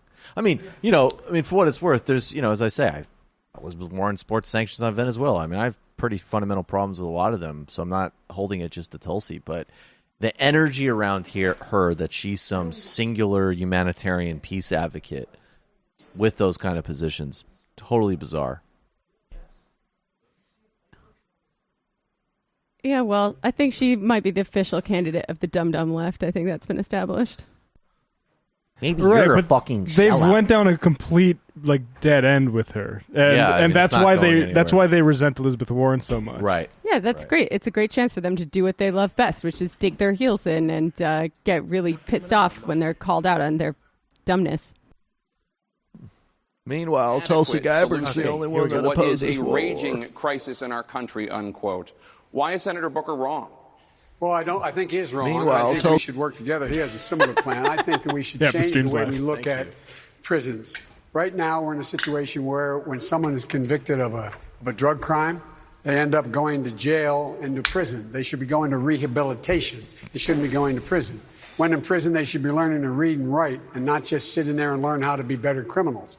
That when they get out of prison, they should be in a situation where they have access to everything they would have had before, including Pell Grants for education, including making sure that they're able to have housing, public housing, including they have all the opportunities that were available to them because we want them to become better citizens. That's the essence of what my plan in detail lays out. I'm happy to discuss it more in detail if the senator wants to. And so I looked at it anyway. I don't know what my plan does, and I think it's not dissimilar to what the senator said. We should be working together on getting things done. Senator Booker, your response? Well, my response is that this is a crisis in our country because we have treated issues of race and poverty, mental health and addiction with locking people up and not lifting them up. And Mr. Vice President has said that since the 1970s, every major crime bill, major and minor, has had his name on it. And, sir, those are your words, not mine. And this is one of those instances where the House was set on fire, and you claimed responsibility for those laws. And you can't just now come out with a plan to put out that fire. We have got to have far more bold action on criminal justice reform, like having true marijuana justice, which means that we legalize it on a federal level. And understand, Booker is trying to do what Harris did, because he wants to set himself up as a potential vice president. The fact is that I'd like to see what story he pulls out for this one. That the senator is talking about are bills that were passed years ago, and they were passed overwhelmingly. Since 2007, I, for example, tried to get the crack powder cocaine disparity totally eliminated. In 2007, you became mayor. And you had a police department you went out and you hired Rudy Giuliani's guy. You engaged in stop and frisk. You had 75% of those stops reviewed as illegal. You found yourself in a situation where 3 times as many African-American kids were caught in that chain and caught up. The Justice Department came after you for saying you were engaging in behavior that was inappropriate. And then, in fact, nothing happened the entire time you were mayor. Thank you, Senator. Take each Senator other Booker, down. Nice. Well, first of all, I'm grateful that he endorsed my presidency already. But I'll tell you this, it's no secret that I inherited a police department with massive problems and decades-long challenges. But the head of the ACLU has already said, the head of the New Jersey ACLU, that I put forth national standard-setting accountability. Mr. Vice President, I didn't interrupt you. Please show me that respect, sir. Nice. We have a system right now that's broken. And if you want to compare records, and frankly, I'm shocked that you do, I am happy to do that. Because all of the problems that he is talking about, that he created, I actually led the bill that got passed into law that reverses the damage that your bills that you were, frankly, to correct you, Mr. Vice President, you were bragging, calling it the Biden crime bill up till 2015. Thank you, Senator. Vice President Biden. That's good. Number one, the bill he talks about is a bill that in our administration we passed. We passed that bill that you added onto. That's the bill, in fact, you passed. And the fact of the matter is, secondly, there was nothing done for the entire 8 years he was mayor. There was nothing done to deal with the police department that was corrupt. Why did you announce in the first day a 0 tolerance policy of stop and frisk and hire Rudy Giuliani's guy in 2007. Good direct question. When I was trying to get rid of the crack cocaine. Mr. Vice President, there's a saying in my community, you're dipping into the Kool-Aid and you don't even know the flavor. You need to come to the city of New York and see the reforms that we put in place. The New Jersey head of the ACLU has said that I embraced reforms, not just in action, but in deed. Sir, you are trying to shift the view from what you created. There are people right now in prison for life for drug offenses because you stood up and used that tough on crime, phony rhetoric that got a lot of people elected, but destroyed communities like mine. This isn't about the past, sir. This is about the present right now. I believe in redemption. You, I'm happy you evolved. I want to bring in but Secretary. you offered no redemption to the people in prison right now. I want to bring in Secretary Castro. Your response, sir? I agree with Senator Booker. We got a saying in our neighborhood. I agree with Senator Booker. You're dipping into the Kool-Aid and you don't even know the flavor. Vice President. What neighborhood is that? Well, he lives in a pretty he has flip-flopped on nasty these place things, and that's in clear. But let me say, when we talk about criminal justice reform, there are a lot of things that we can talk about: sentencing reform, cash bail reform, investing in public defenders, diversion programs. I'm proud that I'm the only candidate that has put forward a police reform plan, because we have a police system that is broken and we need to fix it. And whether it's I shouldn't say nasty, but he lives in a serious neighborhood in Newark. He's lived in the same neighborhood his entire time there. Where the Trump Justice Department just decided not to pursue charges.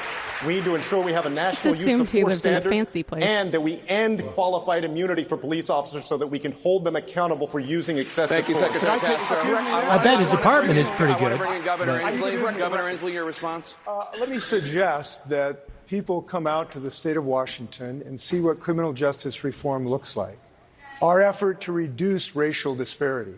I'm proud that I was the first governor to offer pardons to thousands of people with drug crimes. Now we're vacating more tens of thousands. We've eliminated the death penalty. And importantly, we've done this.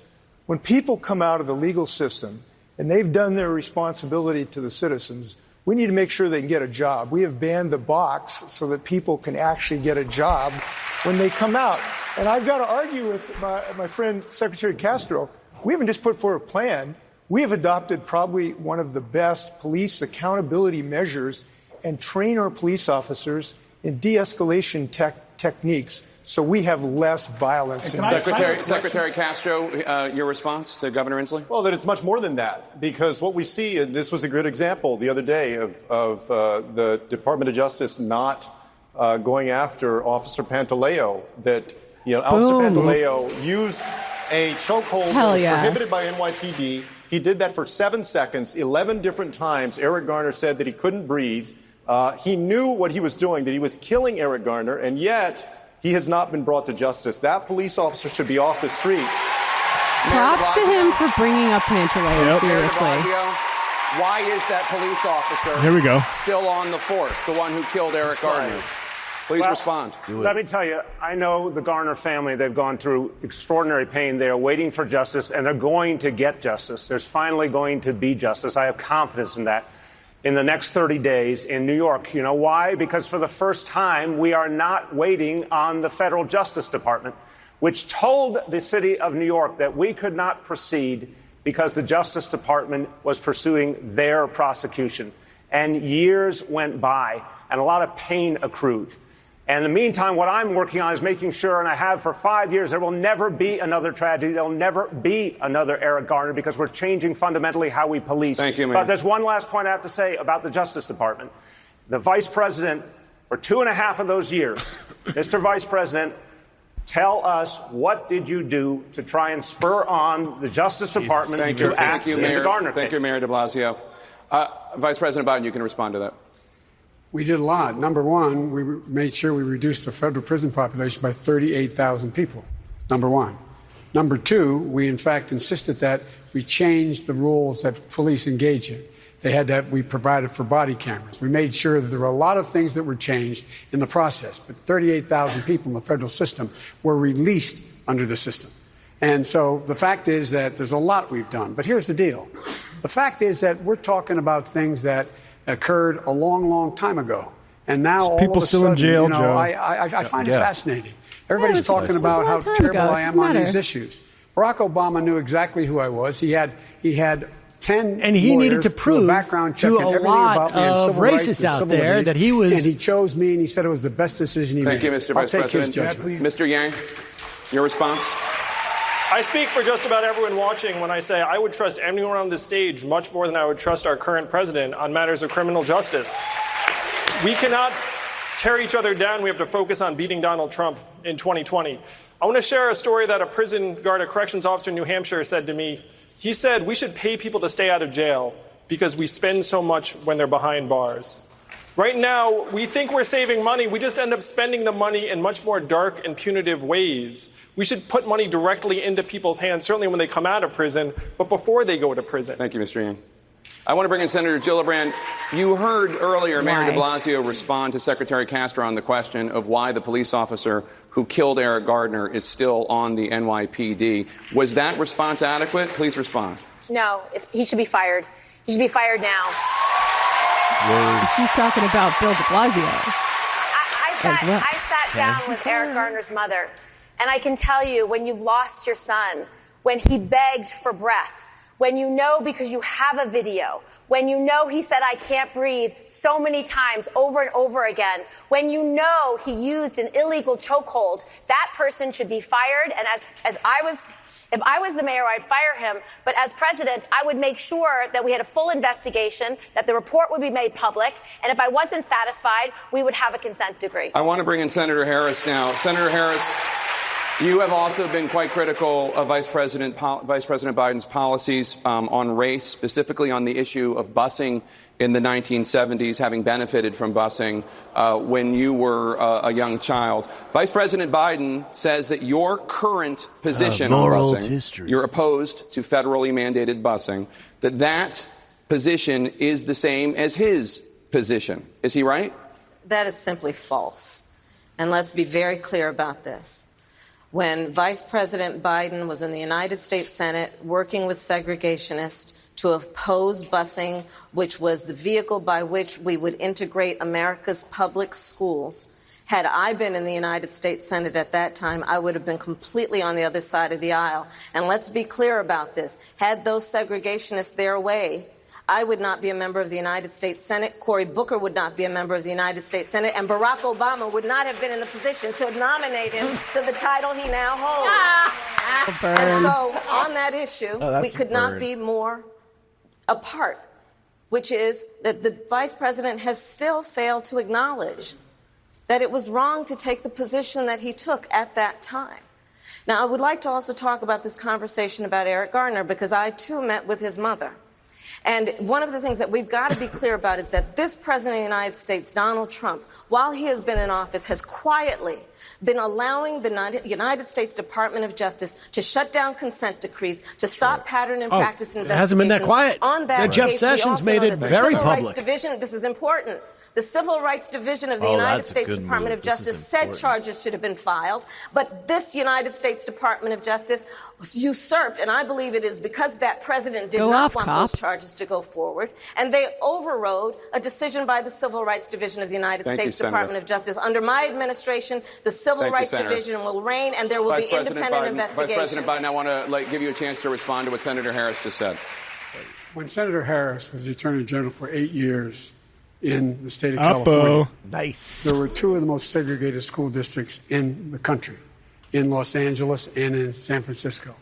And she did not, I didn't see a single solitary time she brought a case against them to desegregate them. Secondly, she also was in a situation where she had a police department when she was there that, in fact, was abusing people's rights. And the fact was that she, in fact, was told by her own people, that her own staff, that she should do something about and disclose to defense attorneys like me that you, in fact, have been, the police officer did something that did not give you information that would exculpate your likes to play up. She was a prosecutor. She didn't do that. She never did it. So what happened? Yeah, they're going to take each other down. It's great. Enough, and he freed 1,000 of these people. If you doubt me, Google 1,000 prisoners freed, Kamala Harris. Thank you, Vice President Biden. Senator Harris, your response? I love this technique. It's never been a cop. Google it. And as Attorney General of California, where I ran the second largest Department of Justice in the United States, second only to the United States Department of Justice, I am proud of the work we did. Work that has received national recognition. You missed the best what part. has been the important work of reforming our criminal justice system and cleaning up the consequences they're all full of the bills that you It's passed trash, when but you at were least in the they're United fighting. States Senate for decades. It was the work of draw as much blood as you possibly can. Initiatives around re-entering former offenders and getting them jobs and counseling. I did the work as Attorney General of putting body cameras on special agents in the state of California, and I'm proud of that work. I want to bring in Congresswoman Gabbard. Congresswoman Gabbard, you took issue with Senator Harris confronting Vice President Biden at the last debate. You called it a, quote, false accusation that Joe Biden is a racist. What's your response? I want to bring the conversation back to the broken criminal justice system that is disproportionately negatively impacting black and brown people all across this country today. Now, Senator Harris says she's proud of her record as a prosecutor and that she'll be a prosecutor president, but I'm deeply concerned about this record. Good. There are too many examples to cite, but she put over 1,500 people in jail for marijuana violations and then laughed about it when she was asked if she ever smoked marijuana. She blocked evidence. Go, Tulsi. Evidence that would have freed an innocent man from death row until the courts forced her to do so. She kept people in prison beyond their sentences to use them as cheap labor for the state of California. And she fought to keep cash bail system in place. That impacts poor people in the worst kind of way. She's also not a real Indian. Senator Harris, your response? As the elected Attorney General of California, I did the work of significantly reforming the criminal justice system of a state of 40 million people, which became a national model for the work that needs to be done. And I am proud of that work. And I am proud of making a decision to not just give fancy speeches or be in a legislative body and give speeches on the floor, but actually doing the work of being in the position to use the power that I had to reform a system that is badly needed. Terrorizing parents. We created initiatives that were about re-entering former offenders and getting them counseling. It is why, and because I know that criminal justice system is so broken, that I am an advocate for what we need to do. I feel like we should just jettison the entire group and just set them off into space. Senator Harris, when you are in a position to make a difference and an impact more in these blood drawn people's tonight, lives, the better on you all did not. sides. And worse yet, in the case of those who were on death row, innocent people, you actually blocked evidence from being revealed that would have freed them until you were forced to do so. There is no excuse for that. And the people who suffered under your reign as prosecutor, you owe them an apology. Senator Harris? She should bring up Tom Perez. next. My entire line one. career, Tom Perez, line one. personally opposed to the death penalty, Get and that them has off the never stage. changed. And I dare anybody who is in a position to make that decision, to face the people I have faced, to say I will not seek the death penalty. That is my background. That is my work. I am proud of it. I think you can judge people by when they are under fire, and it's not about some fancy opinion on a stage, but when they're in the position to under actually fire make when a I wrote decision, that what do letter they to do? parents When about I their was in the truant position kids. of having to decide whether or not You to weren't seek there. a death penalty on cases I prosecuted, Pretty I easy made to a sit very at the, difficult decision that was board not op, popular give you to not fancy seek the death speeches. penalty. History shows that, and I am proud of those decisions. Senator Harris, thank you very much. Senator Bennet, a question for you. Why are you the best candidate to heal the racial divide that exists in this country today, which has been stoked by the president's racist rhetoric? Yeah, first of all, the president's racist rhetoric should be enough grounds for everybody in this country to vote him out of office. That one thing alone should be enough. What about impeachment, Don, Chief? I want to answer your question by tagging on the conversation we were just having. This is the fourth debate that we have had, and the second time that we have been debating what people did 50 years ago with busing, when our schools are as segregated today as they were 50 years ago. Have you signed on to Bernie's school desegregation plan, boring man? About what's happening now. And when there's a group of kids in this country that don't get preschool through no fault of their own, and another group does, equal is not equal. And we've got a group of K-12 schools that are good because families can spend $1 million, and you've got the Detroit public schools that are as segregated as they were. Equal is not equal. So do you support Bernie's plan? And let me tell you something else, Don.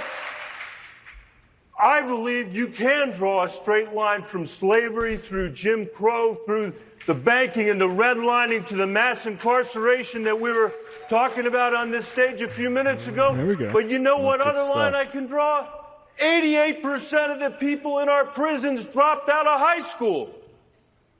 Let's fix our school system, and maybe we can fix the prison pipeline that we have. Thank you, Senator Bennet. I don't know if education is really the point of economic inequality.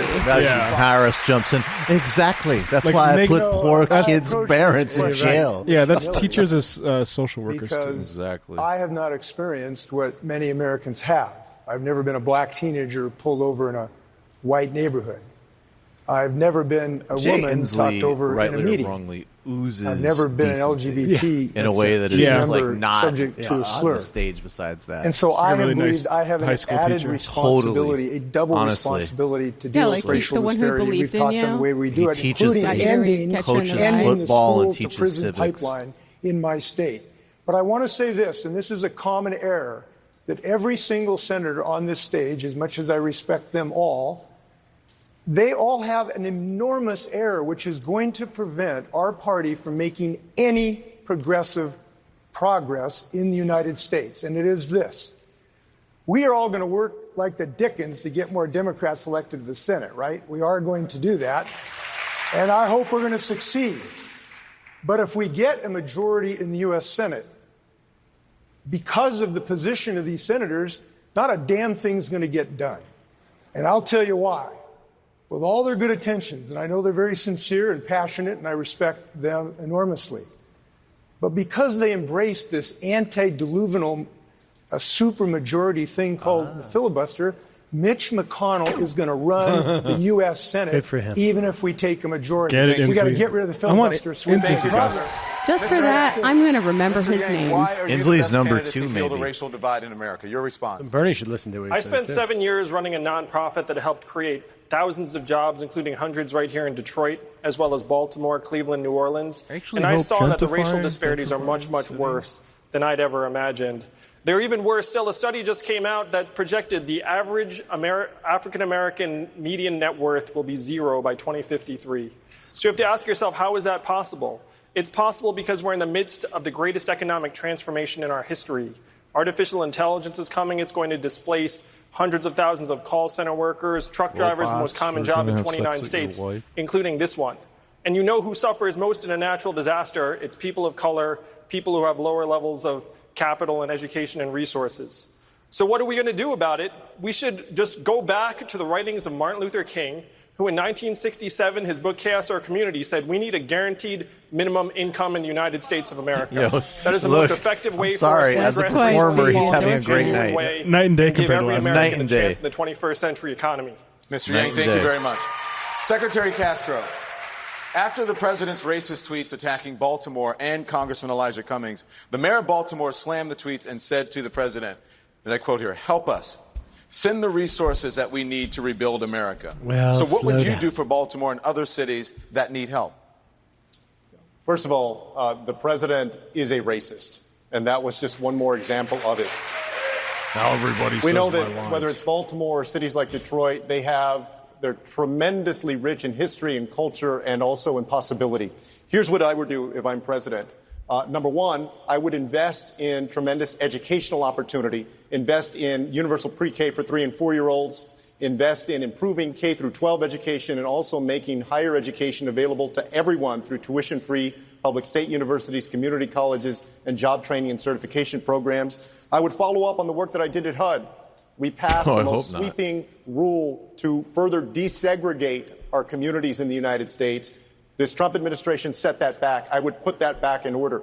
I would also invest in housing that is affordable, because folks know that the rent is going through the roof, and we need to make sure that you don't have to get out of West Baltimore or inner city Detroit or the west side of San Antonio or anywhere if you want to reach your American dream. I want you to be able to accomplish it in your great neighborhood where you are. Thank you, Secretary Castro. Senator Gillibrand, what's your response? Castro's going to expropriate all the landlords. I don't believe that it's the responsibility of Cory and Kamala to be the only voice that takes on these issues of institutional racism, systemic racism in our country. I think as a white woman of privilege who is a U.S. Senator running for President of the United States, it is also my responsibility to lift up those voices that aren't being listened to. And I can talk to those white women in the suburbs that voted for Trump and explain to them what white privilege actually is. That when their son is walking down a street with a bag of M&Ms in his pocket, wearing a hoodie, his whiteness is what protects him from not being shot. I'm sure that'll work on all of the Trump voters. Has a car that breaks down and he knocks on someone's door for help and the door opens and the help is given. It's his whiteness that protects him from being shot. That is what white privilege in America is today. And so my responsibility is to not only lift up those stories, but explain to communities across America, like I did in Youngstown, Ohio, to a young mother, that this is all of our responsibilities and that together we can make our community stronger. Thank you, Senator Gillibrand. Let's now turn to the issue of the climate Trump crisis. Voters like the having United white Nations privilege, no? says the world needs to cut all carbon emissions by 2050 or risk facing disastrous consequences. Governor Inslee, many of your fellow Democratic candidates say climate change is the biggest existential threat facing the country. You, though, are calling it the #1 priority in your campaign. What do you know that the others don't? Well, I know the firsthand terrific impact of climate change on Americans across the country already. The family who I saw with their aluminum home, now just a pile of molten aluminum, they lost everything in the Paradise of Fires. The nonprofit in Davenport, Iowa, that was washed away in the floods. We have to act now. Look, climate change is not a singular issue. It is all the issues that we Democrats care about. It is health. It is national security. It is our economy. And we know this. Middle ground solutions, like the Vice President has proposed, or sort of middling, average-sized things are not going to save us. Too little, too late is too dangerous. And we have to have a bold plan, and mine has been called the gold standard. Now, we also need to embed environmental justice. I was in zip code 48217 in the Detroit neighborhood the other day, right next to an oil refinery where the kids have asthma and they have cancer clusters. And after talking to these folks, I believe this. It doesn't matter what your zip code is. It doesn't matter what your color is. You ought to have clean air and clean water in America. That's what I believe. Vice President Biden, I'd like to get you to respond. Governor Inslee just said that your plan is middling. There is no middle ground about my plan. The fact of the matter is, I call for the immediate action to be taken. First of all, one of the things that we're responsible for 15% of all the pollution in the country. He's right about how it affects people, and it affects neighborhoods, particularly poor neighborhoods. But here's the deal. In that area, there's also another piece. 85% of it is something I helped negotiate, and that is the Paris Climate Accord. I would immediately rejoin that Paris Accord. I would make sure that we up the ante, which it calls for. I would be able to bring those leaders together who I know. I'd convene them in the White House like we did in the nuclear summit, and I would raise the standard. Thank you, I Mr. also invest $400 billion in research for new alternatives to deal with climate change. $400 whole billion dollars. $400 billion. The important number in Vice President Biden's remarks just now was that the United States is only 15% of global emissions. We like to act as if we're 100%. But the truth is, even if we were to curb our emissions dramatically, the Earth is still going to get warmer. And we can see it around us this summer. The last 4 years have been the 4 warmest years in recorded history. This is going to be a tough truth, you can buy but a we new are air too conditioner late. every month. We are 10 years too late. We need to do everything we can to start moving the climate in the right direction, but we also need to start moving our people to higher ground. And the best way to do that is to put economic resources into your hands so you can protect yourself and your families. I was challenged by the Vice President. May I be heard on this for a moment? Go ahead, Governor. Thank you very much. Best. Look, we have these deadlines are set by science. Mr. Vice President, your argument is not with me, it's with science. And unfortunately, your plan is just too late. The science tells us we have to get off coal in 10 years. Yes. Your plan does not do that. We have to have off of fossil fuels in our electrical grid in 15.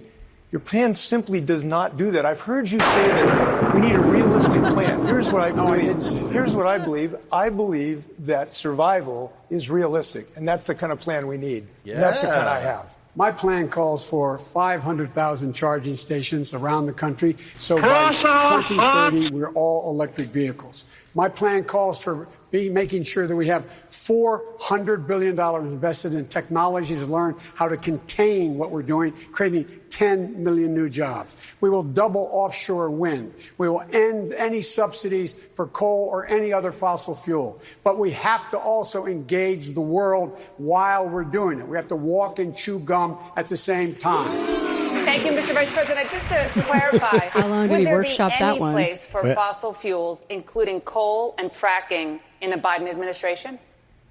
No, we would work it out. We would make sure it's eliminated and no more subsidies for either one of those, either any fossil fuel. We cannot work it out. We cannot work this out. The time is up. The house is on fire. We have to stop using coal in 10 years. Seriously. And we need a president to do it or it won't get Infrastructure. done. Get off coal. No bumps in the road. And the planet. That's what I'm for. Senator Harris, your response?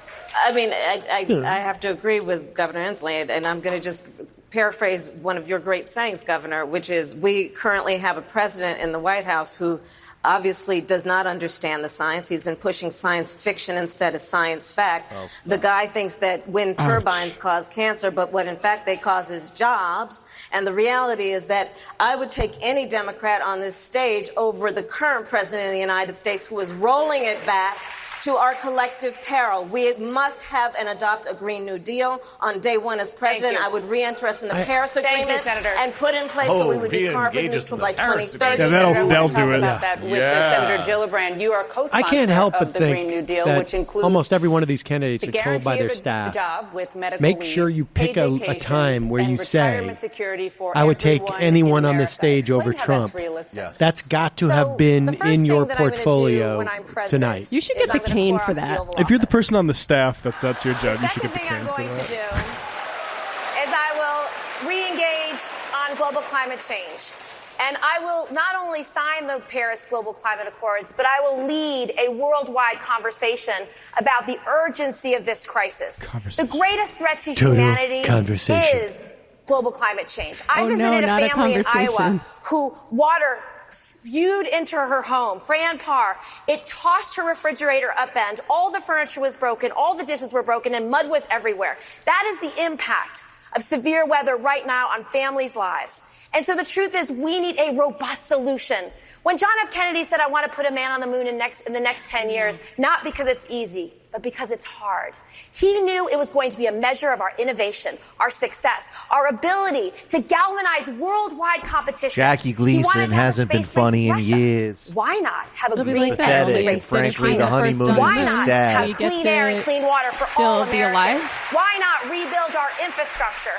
Why not actually invest in the green jobs? That's what the Green New Deal is about. Not only will I pass it, but I will put a price on carbon to make market forces help us. Thank you, Senator. Congresswoman Gabbard, you are not a co-sponsor of the Green New Deal. Nothing to solve problems created by the market, like more personal. market. You can imagine, I grew up in Hawaii, which is the most remote island chain in the world. So for us, growing up there, protecting our environment was not a political issue. It's a way of life. It's part of our culture. It's part of who we are. This is why, as a member of Congress, long before there was ever a Green New Deal, I introduced the most ambitious climate change legislation ever in Congress, called the Off Fossil Fuels Act. That actually laid out an actionable plan to take us from where we are today to transition off of fossil fuels and invest in green renewable energy, invest in workforce training, invest in the kinds of infrastructure that we need to deal with the problems and the challenges that climate is posing to us today. What's the dollar figure? Thank you, Congresswoman. Senator Booker,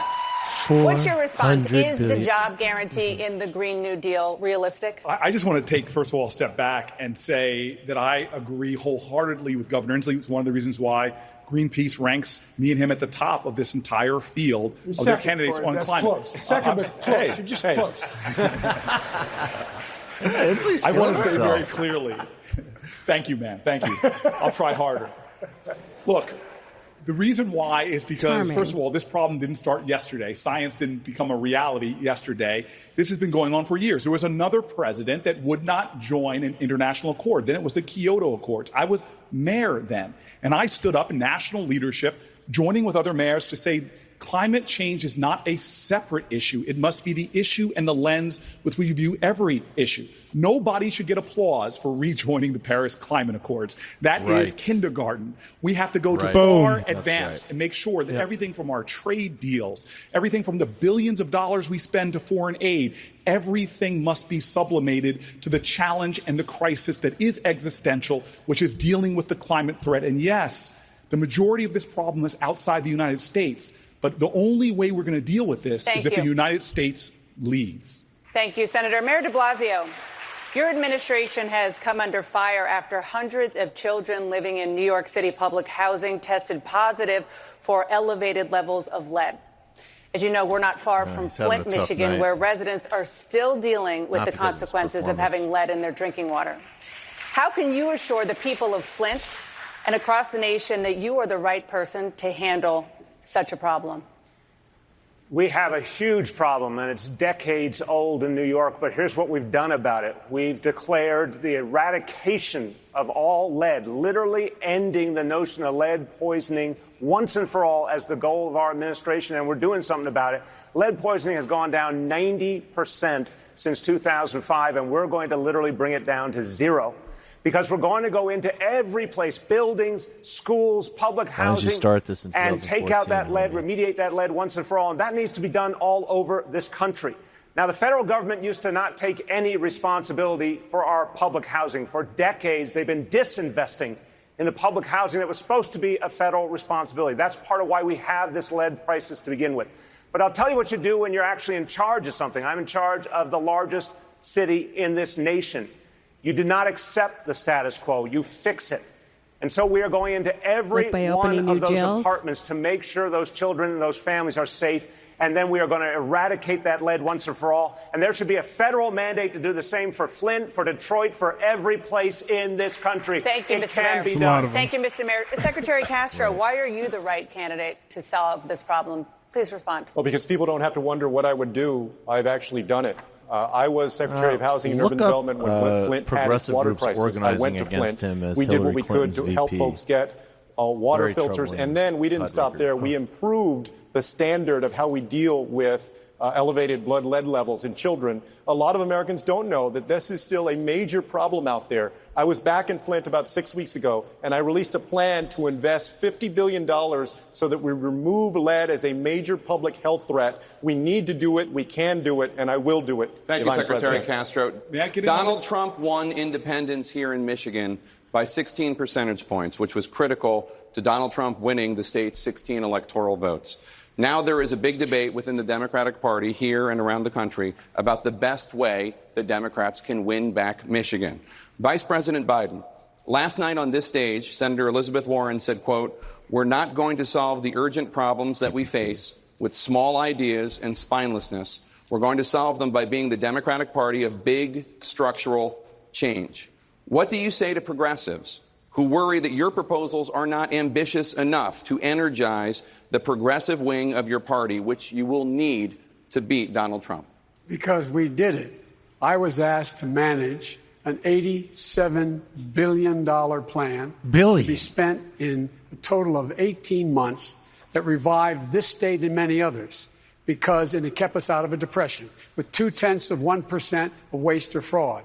Secondly, I was part of the organization within our administration that pushed bailing General Motors out, saving tens of thousands of jobs here in this state. Number three, I also was asked, as the mayor of Detroit can tell you, by the President of the United States to help Detroit get out of bankruptcy and get back on its feet. I spent better part of 2 years out here working to make sure that it did exactly that. We invested significantly in this city in transportation. Only 20. Anyway, he doesn't seem to be answering the question. Made significant investments in this state. I expect in this city. I expect that's why the mayor endorsed me. Thank you, Vice President Biden. Endorse the senator. Senator Gillibrand, what's your response? To the people of Michigan, I know exactly how I beat President Trump. I've already done it. I took a bus tour to talk about Trump's broken promises here in Michigan. He promised no bad trade deals. Not only did he not have bad trade deals, he started a trade war with China, and he just signed on to another bad trade agreement with NAFTA 2.0, a giveaway to drug companies in Mexico. I took the bus to Michigan, to Ohio, and to Pennsylvania, telling people that he has broken his promises to them. I lifted up their voices, I listened to their concerns, and I offered real solutions. And I've done this before. My first House district I ran in was a 2-to-1 Republican district. I won it twice, and I haven't lost an election since. So I can bring people together in red, purple, and blue areas. Thank but you, more Senator than that, Gillibrand. I can get things done. Mr. Yang, in poll after poll, Democratic voters saying that having a nominee who can beat President Trump is more important to them than having a nominee who agrees with them on major issues. And right now, according to polls, they say the candidate who has the best chance of doing that, of beating President Trump, is Vice President Biden. Sorry, Why are they Vice wrong? President Biden, I'm about to F you. Well, I'm building a pants on. coalition of disaffected Trump voters, independents, libertarians, and conservatives, as well as Democrats and progressives. I believe I'm the candidate best suited to beat Donald Trump. And They're as for all how to talking win about bringing Michigan people and together. Ohio and Pennsylvania, the problem is that so many people feel like the economy has left them behind. What we have to do is we have to say, look, there's record high GDP and stock market prices. You know what else are at record highs?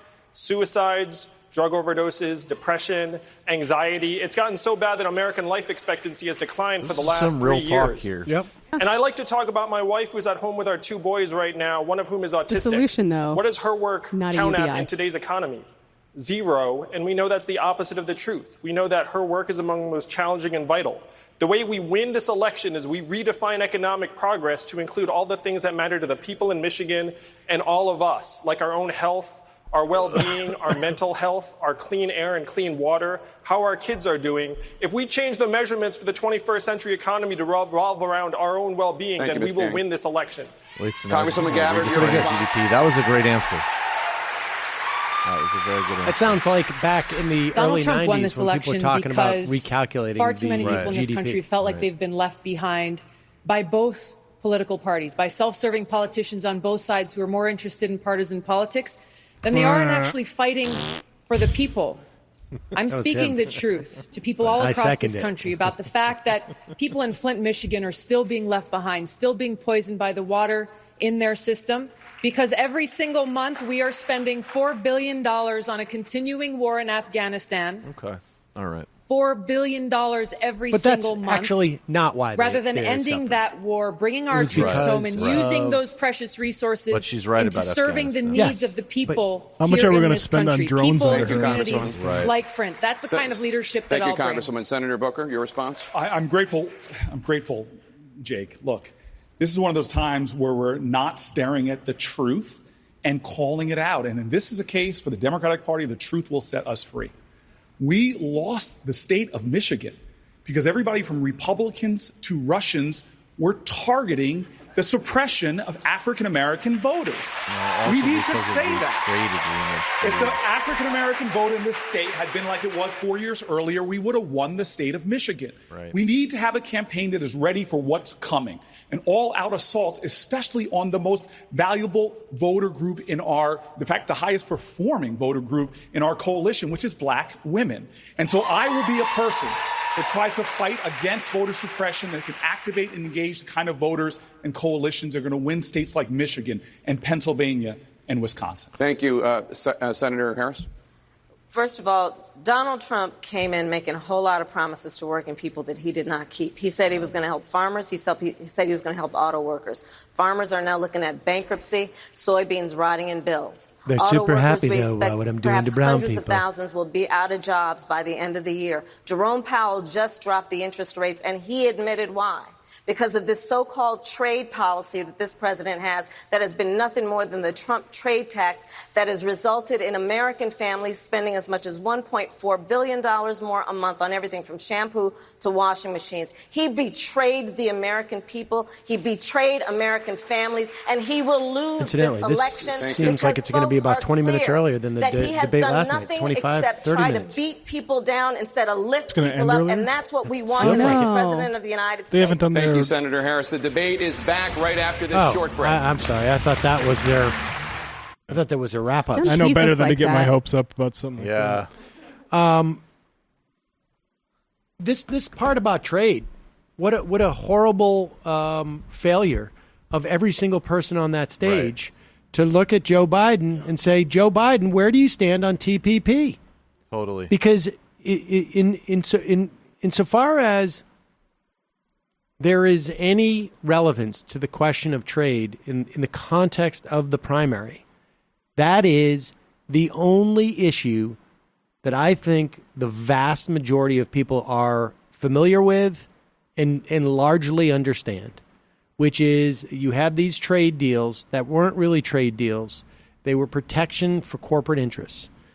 And that trade deal that Barack Obama supported, and again, this would be very easy to tie Joe Biden to it because there's so many statements, and force him to come out and say, no, I reject that now. That's another thing I don't like that the kid did. The other stuff was good, but not that. But the point is that he needs to address that because not only is that problematic in terms of a policy perspective, but it is, I think, one of Joe Biden's, among some other ones, but it's the only sort of legitimate thing that Donald Trump could hit him on and would not be hypocritical, right? Like Donald Trump did end TPP. It was going to die anyways, I think. But he can justifiably take credit for it, or can, without really people going, that's outrageous. And he could hit Joe Biden over it. And one of the reasons, of the multitude of reasons why Hillary Clinton lost, was because Barack Obama insisted well through 2016 pushing the TPP, which kept dogging essentially Hillary Clinton. Yeah, you know me. Had Obama gotten rid of it in the spring or just at the beginning of 2016, taking it off the table as to Hillary Clinton's support, where she didn't have to sort of like split the difference, and she ultimately came out against it, but she had to sort of like tactfully walk back how she had supported it. I think a similar dynamic would have played out. Well, it may or may not have. Do you remember Colombia in 2007? The Colombia trade deal. Do you remember how that played out in her campaign? I don't remember. She flipped her position just like with TPP. In 2017? In 2007 against Obama. Oh, 2007. She flipped her position at the last minute just like with TPP. And then what finally got Mark Penn fired was that he was lobbying for it on behalf of the Colombian government while he was her top advisor. Right. But understand that if Obama kills it at the beginning of 2016, it can't come back. So she can go all in saying, of course I was against it. And so it's a lot cleaner of a situation. And so this is something that is going to dog Joe Biden. Maybe it's better that it doesn't drop until September, October, when Bernie Sanders drops that bomb on him. But I'm just surprised that nobody's going there yet. Now, part of it is also the crew. Yeah, I was going to say. The crew that's up there. These are free traders. They may all be free Cory traders. Booker, Kirsten Gillibrand, Kamala Harris are all corporate free traders. Yeah, so I think there it is. And just to be clear again, free trade does not mean free trade. Right. Secretary Castro, this was for you. More trade law. Domination. Stocks are rising. Corporate Unemployment bureaucracy. is near historic lows, including for Latinos and African Americans. You have all outlined plans, but you in particular, that could end up raising taxes. How can you guarantee that won't hurt the economy? Well, first of all, there are a lot of Americans right now that are hurting. Just go and ask the folks that just received notice that they're going to get laid off by General Motors, or ask the many folks who are sleeping on the streets in big cities and small towns across the United States, or ask fast food workers that I joined a couple of weeks ago that are working for minimum wage and can't provide for their families or pay the rent. So the idea that America is doing just fine is wrong. Not only that, this president always likes to take credit, like he did this. We've now had about 105 straight months of positive job growth, the longest streak in American history. Over 80 months of that was due to President Barack Obama. Thank you, Barack Obama. Thank you, Barack Obama. Yeah, you should get some of that administration shine I yourself. believe that we need to invest in what will ensure that Americans can prosper in the years to come. making sure they have the knowledge and skills to compete in the 21st century economy, ensuring that they can afford the rent where they live, and that they have health care so that they don't have to worry about going homeless because they can't afford a medical procedure. Thank you, Secretary Castro. I want to turn now to a question about trade, and for Congresswoman Gabbard. Many saw the Trans-Pacific Partnership issue as something that would be a critical tool to deal with the rise of China. You were against it. How would you ensure that the United States is able to remain competitive against China on the world stage? By pushing for fair trade, not trade deals that give away the sovereignty of the American people and our country, that give away American jobs, and that threaten our environment. These are the three main issues with that massive trade deal, the Trans-Pacific Partnership. I think the central one was the fact that it gave away our sovereignty to a panel of international corporations whose rulings would supersede any domestic law that we would pass, either a federal law or a state or a local law.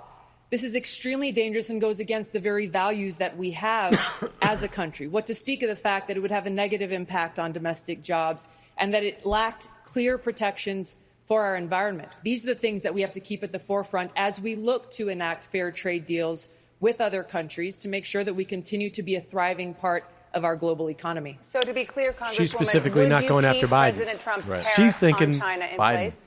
She's thinking Biden's VP. Because the approach that President Trump has taken has been extremely volatile, you're right. without any clear strategic plan, and it has a ravaging and devastating effect on our domestic manufacturers, on our farmers who are already struggling and now failing to see the light of day because of the plan that Trump has taken. Vice President Biden, would you rejoin the Trans-Pacific Partnership, which, of course, the President Trump withdrew from? Please respond. I'd renegotiate it. We make up 25% of the world's economy. In order, either China's going to write the rules of the road for the 21st century on trade, or we are. We have to join with the 40% of the world that we had with us, and this time make sure that there's no one sitting at that table doing the deal unless environmentalists are there and labor is there. This is the and to lie make sure we that equip Clinton, our workers first Obama. But this is he's screwing himself. Yes, I totally screwed him, but I'm underlying his lie here. He just bit the hook. They are going to write the rules of the road. He just bit the hook. Have the rest of the world join us to keep them Thank in you. check from abusing. Thank you. Vice President Biden, just to be Mark my clear, words. Would you or would you not rejoin the TPP, yes or no? I would not rejoin the TTP as it was initially put forward. I would insist that we renegotiate pieces of that with the Pacific nations that we had in South America and North America so that we could bring them together to hold China accountable for the rules of us setting the rules of the road as to how trade should be conducted. Otherwise, they're going to do exactly what they're doing, fill the vacuum, and run the You table. want to beat Donald Trump. Mayor de you don't Blasio, nominate you also oppose Joe the Biden. deal. Please respond. Yeah, and I would just want to ask this question of all the candidates, but particularly of Vice President Biden. President Trump is trying to sell NAFTA 2.0. He's got a new name for it. It's just as dangerous as the old NAFTA. It's going to take away American jobs like the old NAFTA, like it did to Michigan. And we cannot have Democrats be party to a new NAFTA. So, Vice President, I believe you're the only person on the stage who voted for the original NAFTA. Are you ready to say here and now that you will oppose a new NAFTA, and that what you will believe in, which a lot of us hope for, is trade treaties that empower organized labor across the boundaries of the world and give working people power again, not Mr. just Vice President? multinational corporations? Your response? Yeah, it's not a national thing. Your response, sir? That's right. Yes. That's it? No, he said, would I insist that labor be engaged? The answer is yes. I consider that a victory. Oh, well, it's a bit too early. affection for me. We spent a lot of time. This is. You know what? We believe in redemption, Joe. We believe in redemption in this party. Well, I tell you what, I hope you're part of it. Okay, I want to ask a question of Senator Bennett now. Senator, CNN reached out to Michigan Democratic primary voters for their most pressing question. Ferris from Flint, Michigan, has this question. Here in Detroit, our economy has seen firsthand how technology and automation can displace workers and create uncertainty around human job security. How would you balance these disruptions created by technology with the beneficial impact of technology on our economy? Dana, this goes to the last question you asked as well, which is how are we going to remain competitive? It's not just about trade, which we were talking about earlier. It's about whether we're going to invest in this country anymore. Since 2001, we have cut $5 trillion worth of taxes. Almost all of that has gone to the wealthiest people in America. We have made the income inequality worse, not better, through the policies of the federal government. We've spent $5.6 trillion in the Middle East. That's $12 or $13 trillion that, from the point of view of driving the economy in Michigan or anywhere else in America, how did this guy we get might as elected well to just have local lit office? that money on fire. We've got to stop. Sounds like John doing C. that. Riley. But And we need the to things he's invest saying in in America. this instance Again, are for said the by money anybody that else we would be spent impressive. That I just described, we could have fixed every road and bridge in this country. We could have fixed every airport that needs to be fixed. We could have fixed not just Flint, but every does water sound more, system in this progressive country. than he We could have made performs as a Social senator. Security solvent for my children. Thank you, Senator. But we did none of it because of self-serving politicians in Washington, D.C., who voted for deals that were good for them, Senator Bennet, but not thank you for very Michigan much. or the American Your time is people. up, sir. Mr. Yang, Automation. Mr. Yang, Did women anybody say that? on Automation? average earn 80 cents, about 80 cents for every dollar earned by men.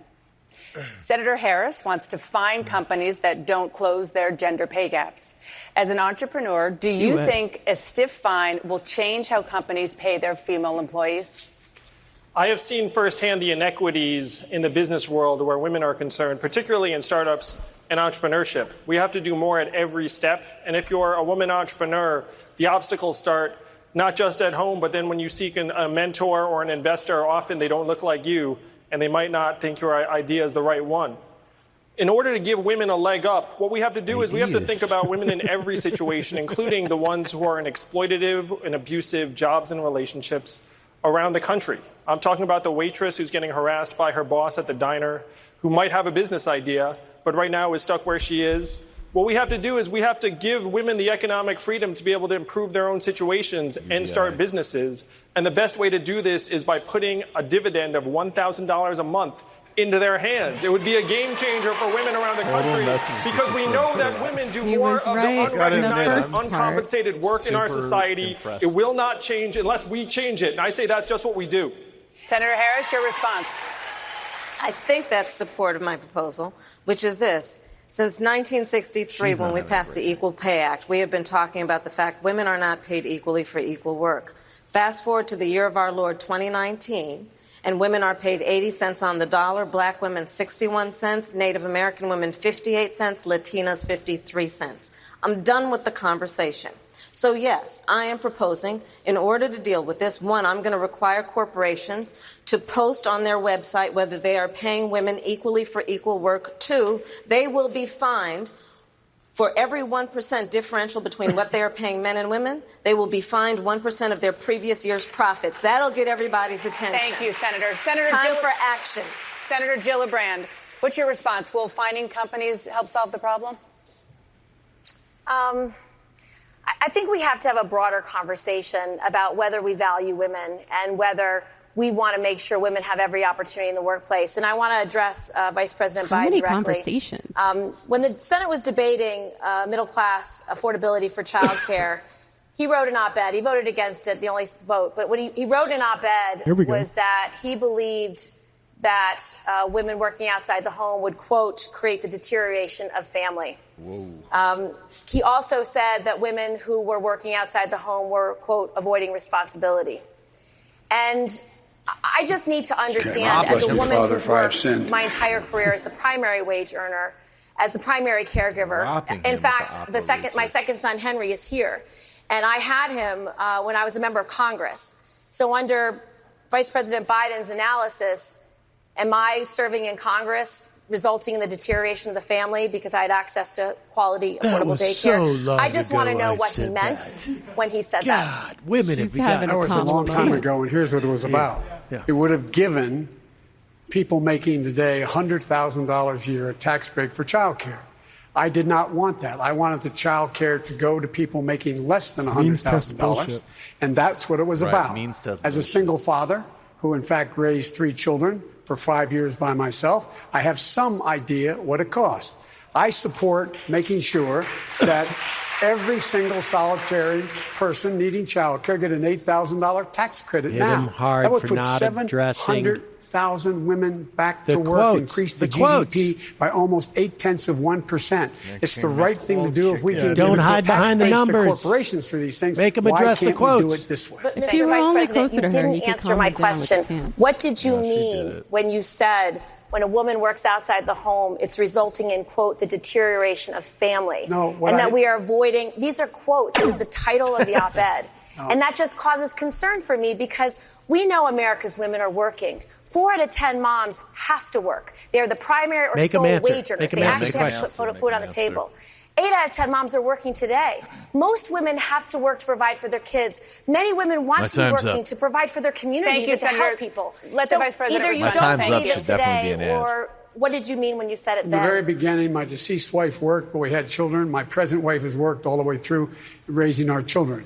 The fact of the matter is, the situation is one that I don't know what's happened. I wrote the Violence Against Women Act. Lily Ledbetter. I was deeply involved in making sure the equal pay amendments. I was deeply involved in all Quotes, these Joe. things. I came up with the It's On Us proposal to see to it that women were treated more decently on college campuses. You came to Syracuse University with me and said it was wonderful. I'm passionate about the concern You're at my making sure wedding. women are treated equally. I don't know what's happened except that you're now running for president. So I understand, Mr. Vice President.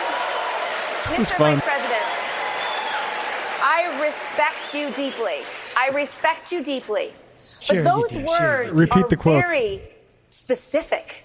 You said women working outside the home would lead to the deterioration of family. My grandmother worked outside the home. So My mother worked outside the home.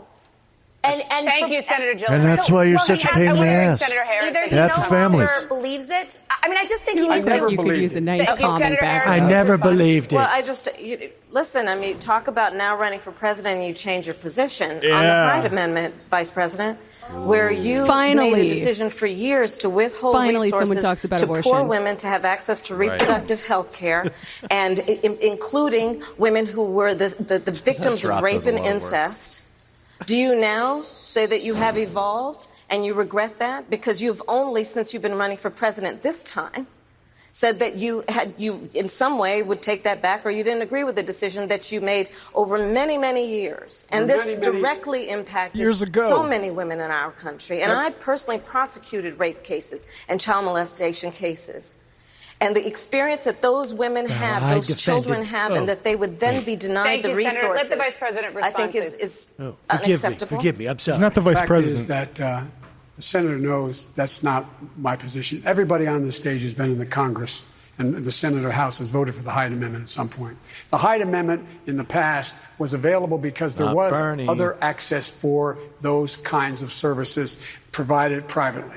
But That- once I that wrote is- the that legislation is making BS. sure that every single That's woman not true. would in fact have an opportunity to have health care paid for by the federal government, everyone, that could no longer stand. I support a woman's right to choose. I support it's a constitutional right. I've supported it. I will continue to support it. And I will, in fact, move as president to see to that the Congress legislates that is the law Thank as you. well. Well, Thank why you, did Mr. it Vice take you President. so Governor long Inslee, to your change your response? position on the Hyde Amendment? Why did it take so long until you were running for president to change your position on the Hyde Amendment? Because there was not full federal funding for all reproductive services prior to this point. Okay. What? Thank you. That's Governor just- Inslee, your it's response? He's a liar. He's a I liar. would Such suggest garbage. that we need to broaden our discussion. I would suggest we need to think about a bigger scandal in America, which is that in professions and careers where women have been more than the majority, they have been almost always underpaid. And that is why this year I'm proud to be the governor who won the largest pay increase for our educators in the United States. And I believe that is long, long overdue. I think it is true for nursing staff as well. And I'm glad that we've now passed new measures. And I'm glad that we've increased our union membership 10% Thank you, so Governor. unions can Thank you, stand Governor up for Inslee. women. I want Also to turn does to a foreign better policy, job than if most we can. talking Senator about Booker, there are unions. about 14,000 U.S. service members in Afghanistan right now. If elected, will they still be in Afghanistan by the end of your first year in office? Well, first of all, I want to say very clearly that I will not do foreign policy by tweet as Donald Trump seems to do all the time. Military A guy that it. literally tweets out that we're pulling our troops out before his generals even know about it is creating a dangerous situation for our troops in places like Afghanistan. And so I will bring our troops home, and I will bring them home as quickly Donald Trump's as tweets are possible. bad. This is the same as Trump saying, "Why would I tell you my secret plan to end the wars?" Make sure we do it because it let people know how I'm going to do it. We do it safely to not create a vacuum that's ultimately going to destabilize the Middle East and perhaps create the environment for terrorism and for extremism to threaten our nation. Congresswoman Gabbard, you're the only veteran on the stage. Please respond. Do your thing. This is real in a way that's very difficult to convey in words. I was deployed to Iraq in 2005 during the height of the war, where I served in a field medical unit where every single day I saw the high cost of war. Just this past week, 2 more of our soldiers were killed in Afghanistan. My cousin is deployed to Afghanistan right now. Nearly 300 of our Hawaii National Guard soldiers are deployed to Afghanistan. 14,000 service members are deployed there. This is not about arbitrary deadlines. This is about leadership. The leadership I will bring to do the right thing, to bring our troops home within the first year in office, because they shouldn't have been there this long. For too long, we've had leaders who have been arbitrating foreign policy from ivory towers in Washington without any idea about the cost and the consequence, the toll that it takes on our service members, on their families. We have to do the right thing, end these wasteful regime change wars, and bring our troops home. Thank you, Congresswoman. Mr. Yang, Iran has now breached the terms of the 2015 nuclear deal after President Trump withdrew the U.S. from the deal. How does he make this about UBI? Iran closer to building so what I would do is I would give the Ayatollah a UBI. You said if Iran violates the agreement, the U.S. would need to respond, quote, very strongly. So how would a President Yang respond right now? I would move to de-escalate tensions in Iran because they're responding to the fact that we pulled out of this agreement. And it wasn't just us and Iran. There were many other world powers that were part of that multilateral agreement. We'd have to try and re-enter that agreement, renegotiate the timelines because the timelines now don't make as much sense. But I've signed a pledge to end the forever wars. Right now, our strength abroad reflects our strength at home. What's happened, really? We've fallen apart at home, so we elected Donald Trump. And now we have this erratic and unpredictable relationship with even our long-standing partners and allies. What we have to do is we have to start investing those resources to solve the problems right here at home. We've spent trillions of dollars and lost thousands of American lives in conflicts that had unclear benefits. We've been in a constant state of war for 18 years. This is not what the American people want. I would bring the troops home. I would de-escalate tensions with Iran, and I would start investing our resources to make people aware of the fact that we killed hundreds of thousands of civilians. Well, I think like, that how these is are that matters of considered a liability by every person on that stage? Judgment. That we are not reminded of the fact and there is no that our sort tax of dollars primer killed for hundreds to read. of thousands of people. We have to determine civilians. whether a potential president has adequate judgment in these decisions. I was only one of 2 members on this panel today who were called to make a judgment about the Iraq War. I was a relatively new member of Congress, and I made the right judgment because it was obvious to me that George Bush was fanning the flames of war. Now we face similar situations where we recognize we have a president who'd be willing to beat the drums of war.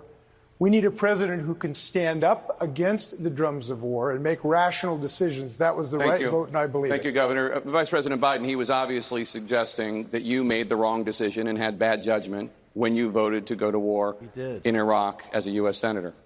I did make a bad judgment trusting the president saying he was only doing this to get inspectors in and get the UN to agree to put inspectors in. From the moment shock and awe started, from that moment, I was opposed to the effort, and I was outspoken as much as anyone at all in the Congress and administration. Secondly, I was asked by the president in the first meeting we had on Iraq. He turned and said, Joe, get our combat troops out in front of the entire national security team. And one of the proudest moments of my life was to stand there in Afwa Palace and tell everyone that we're coming, all our combat troops are coming home. I opposed the surge in Afghanistan. This long overdue, we should have not, in fact, gone into Afghanistan. Thank you. Thank you, Mr. Vice President. I want to bring in, I would like to bring in the person on the stage who served in Iraq, Congresswoman Gabbard. Your response to what Vice President Biden just said. We were all lied to.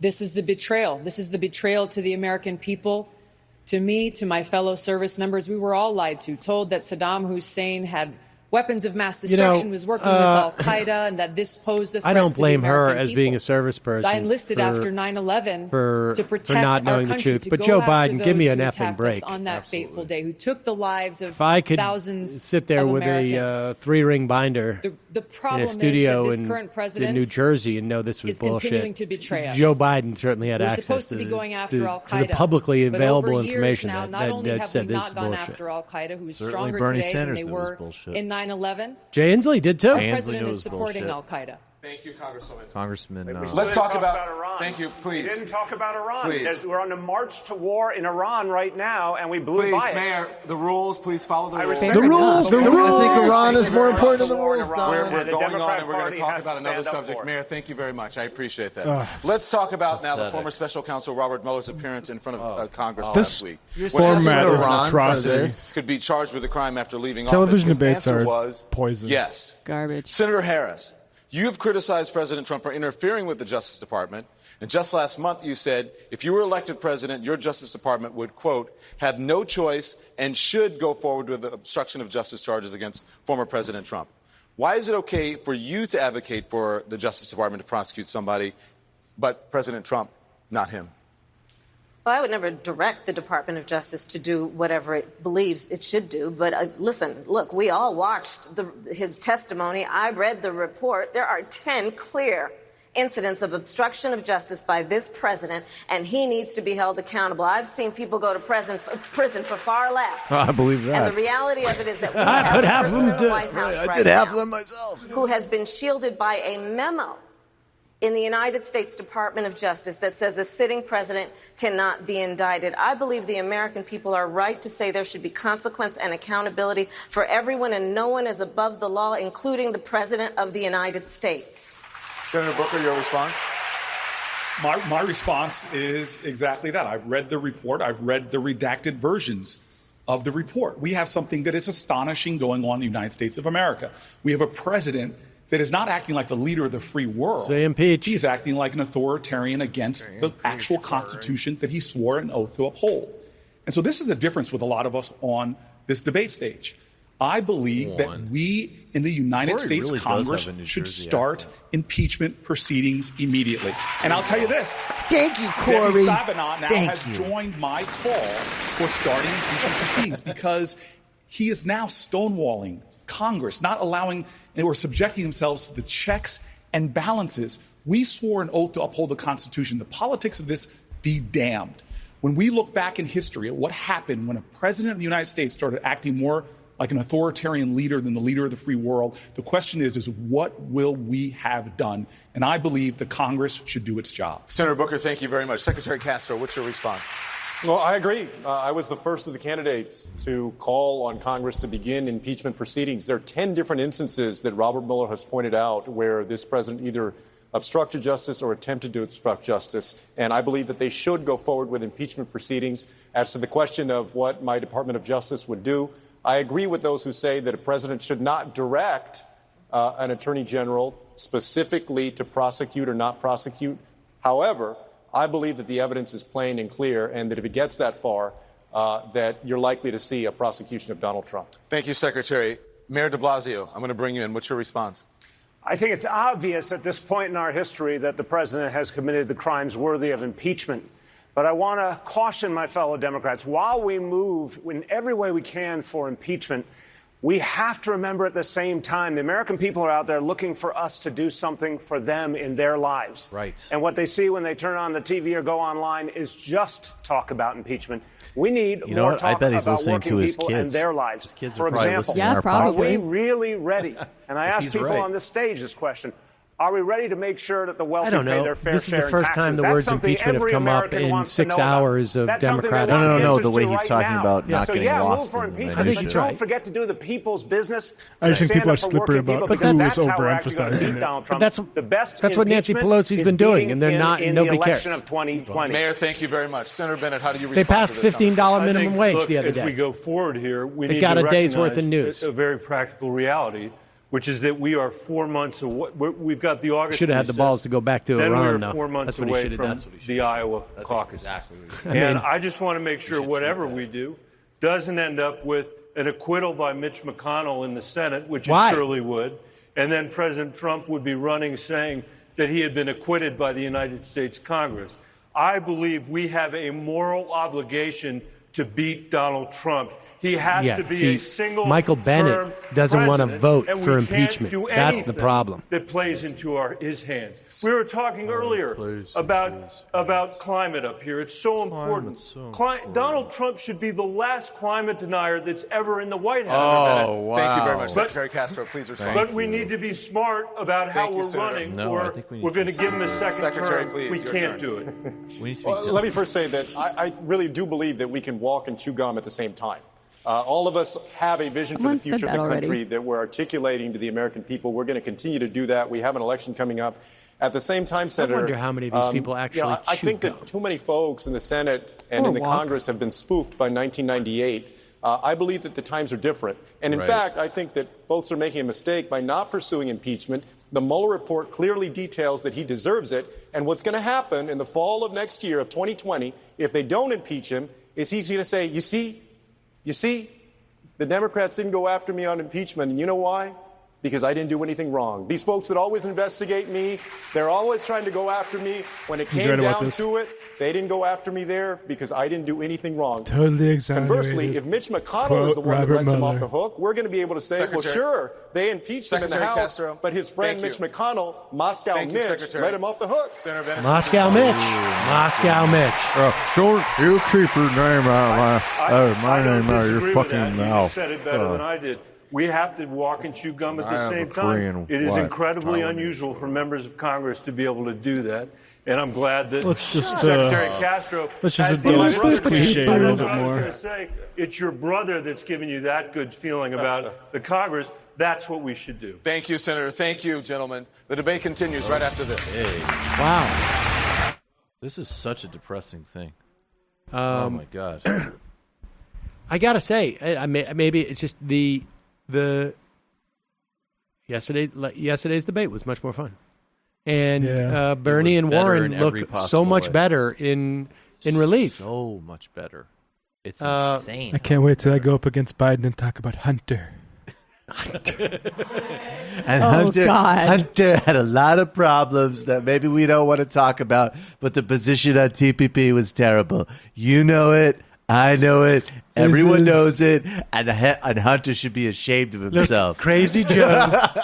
Crazy Joe. And what happens? What does Donald Trump do when Crazy Joe stammers like that? Brutal. You know, Joe. Right, Joe? Hey, Joe. You need a commercial break, Joe? Joe, maybe Joe needs a rest. Maybe Joe needs a break. I don't know. I'm still debating. Maybe he's tired. Joe, do you want to take a break? Should we take a break? Should we take a break for Joe? Yeah, he was Obama's friend, but Obama didn't endorse him in the primary. Yeah. Very weird. Why did it take Obama so long to endorse him? I thought he was your friend. That kind of friend. I don't know, Joe. Maybe he doesn't like you. Maybe he knows something. Maybe Obama likes me better. Maybe he knows that you were weak. Maybe he knows. Maybe he knows that it should have been Cory Booker. I had many disagreements. Cory Booker's very Why didn't chipper. the Democrats nominate Cory Booker, one of our great African Americans? I thought it was so insulting. Instead of this guy who likes Booker might vote for me. I think Cory Booker. I was talking to Cory on the phone. They call him TPP, or is it TTP Joe? Yeah, TTP Joe. TPP Joe. TPP Joe. No, is it TTP or TTPP? I think you're confusing. Believe it or not, I hate both of them, and that's why I fought for you. This guy, he's part of the corporate elite with his son, Hunter. The extra T stands for terrible. Joe had to take the train a lot. That's why he didn't get the Joe girls. had to take the train. That's why I didn't get the girls. Is it Hunter or is it Labia?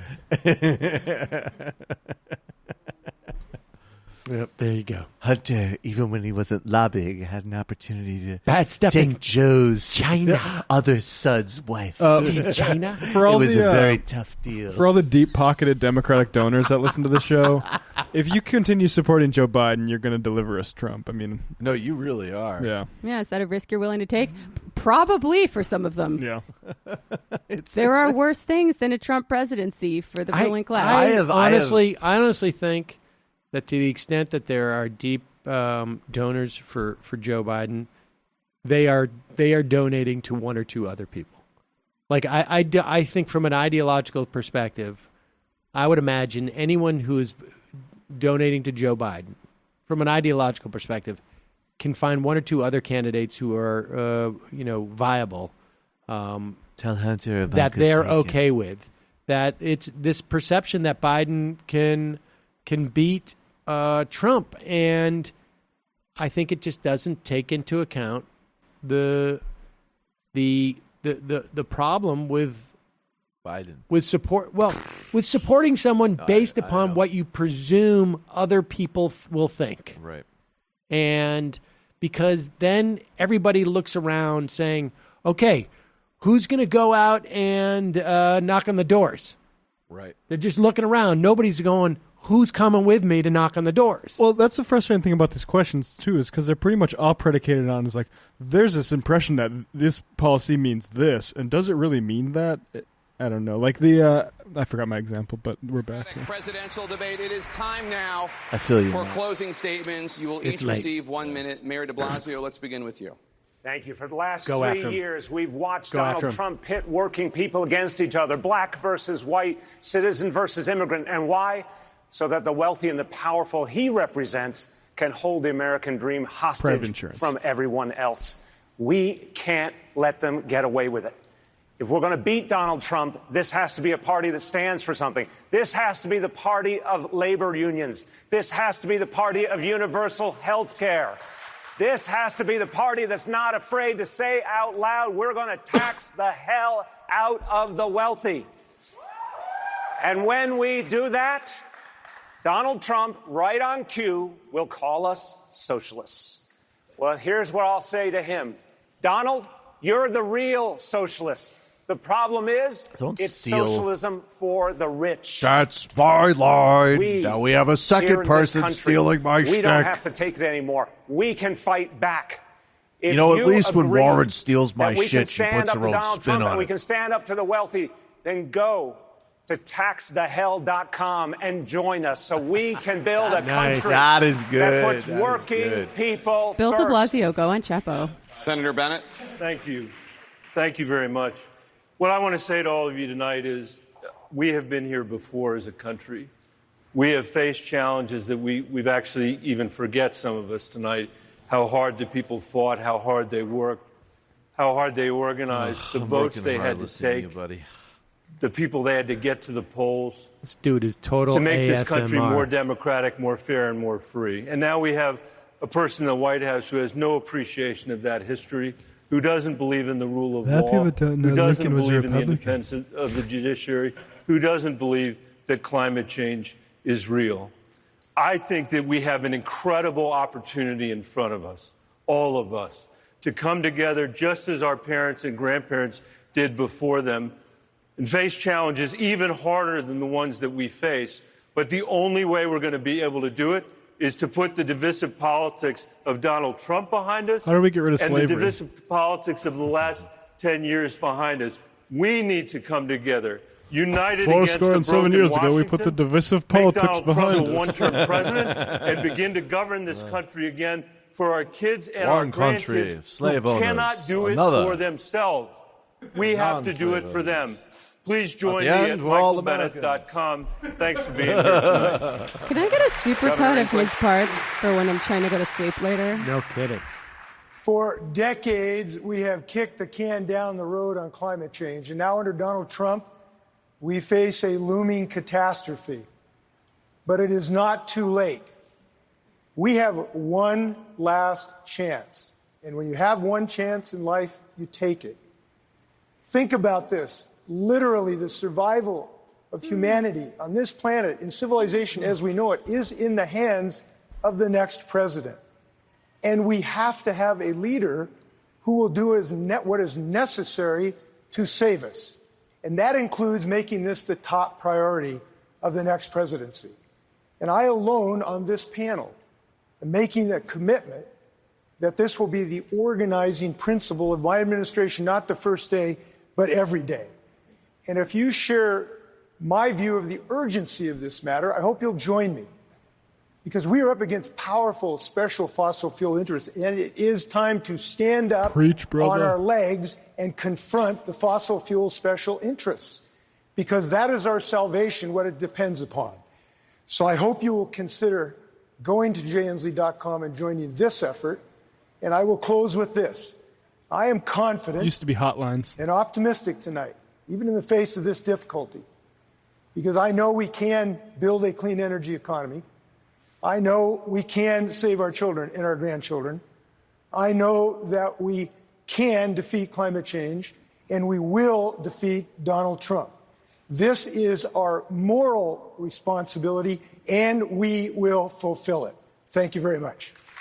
Senator Gillibrand. Solid dude, Jay Inslee. Fine. Totally Donald Trump has really torn apart the moral fabric of this country. Oh, really? Dividing us on every racial line, every religious line, every socioeconomic line he can find. I'm running for president because I want to help people. Money, Senator. And I actually have the experience and the ability to do that. I brought Congress together and actually made a difference in people's lives. I also know how to beat Donald Trump. No, you don't. He has That's broken his promises to the American people. I've taken this fight directly to his backyard in Michigan and Ohio and Pennsylvania. I and kidnapped I'll go to children. all the places I kept in this my country. promise. I will Now you fight keep for your your distance. family. I kept It promises doesn't matter I didn't who you even are. make. It doesn't matter where you live. It doesn't matter who you love. Because that's my responsibility. And I've done this before.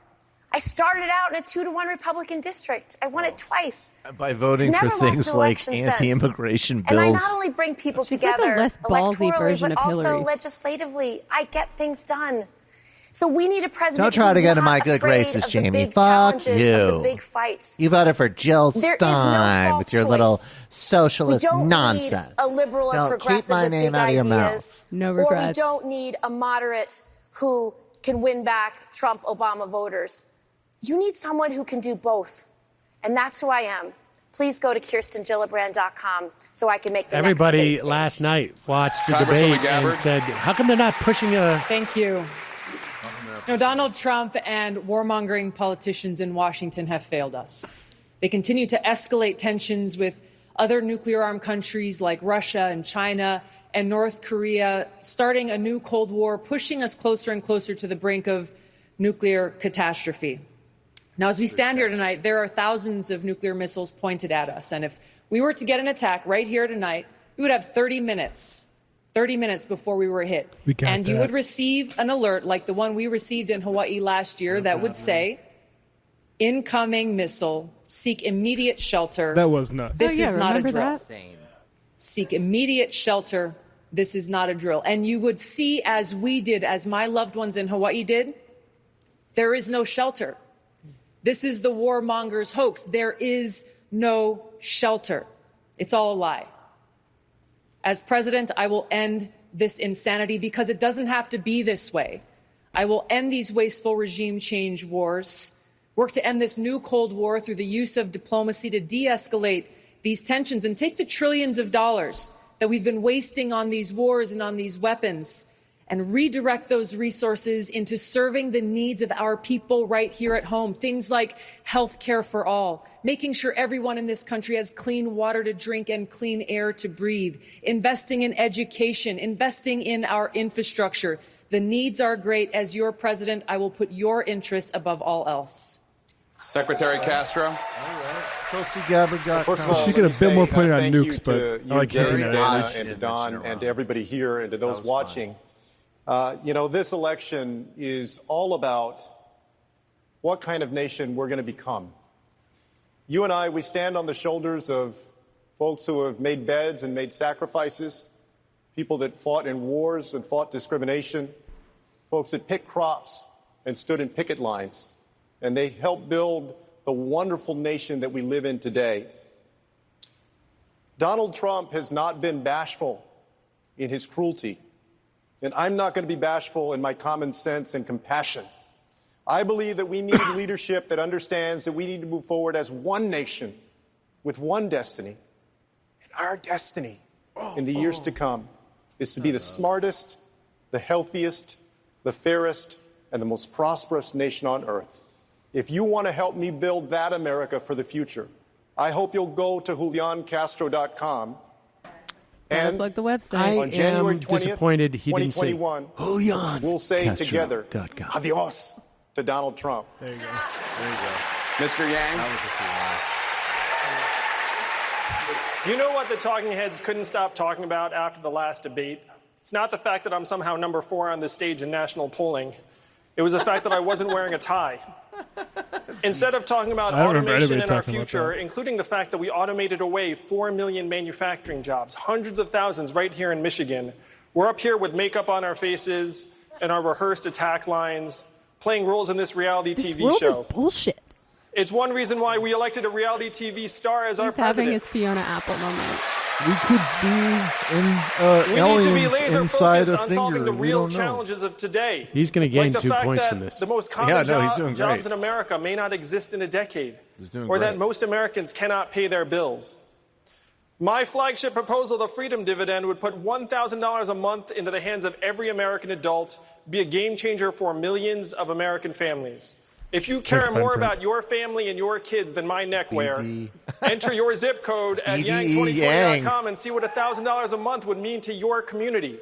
I have done the math. It's not left. It's not right. It's forward. Shut up. That's how we're going to beat Donald Trump in 2020. We were so close to joining the gang thing just now. Thank you. This is why you can't First, give I just wanna Yang or give Williamson a or lot any of of these thanks to clowns. No, a bit. give Williamson love. They're hosting us Stop today, and one of the reasons I respect still this my city girl. is because it has the kind of defiant love that I find in many American There we cities, go. including the city of Newark. And Detroit is turning around, and Newark is turning around because we let no one divide us, no one demean or degrade us or underestimate our worth. We pulled together and fought for common purpose and common cause. That's the history of this city. My mom is sitting there who was born in the city of Detroit, born to a guy that was a UAW worker, my grandfather, who pulled his family out of poverty in the Depression. My grandmother joined him. She was really entrepreneurial, opened a pool hall and a laundromat right here in this city. That is the American dream, and so many of us have stories like that. Cory. But the dream of this country is under threat right now. Well, my mom's generation, 95% of baby boomers did better than their parents. It's now just a coin toss for millennials. We have a real crises in our country, and the crisis is Donald Trump, but not only Donald Trump. I have a frustration that sometimes people are saying the only thing they want is to beat Donald Trump. Well, that is the floor and not the ceiling. The way we beat Donald Trump is not just focusing on him. He wants to take all the oxygen out of the room. That. It's when we start focusing on each other and understanding that our common bonds and our common purpose to address our common pain is what has saved us before. It's what's going to save us now. That is the kind of leader that I am going to be as president of the United States, not just uniting the Democratic Party, but making sure that we put more indivisible back into this one nation under God. And if you believe like I do, please go to CoryBooker.com and join the mission. Website. Senator Harris.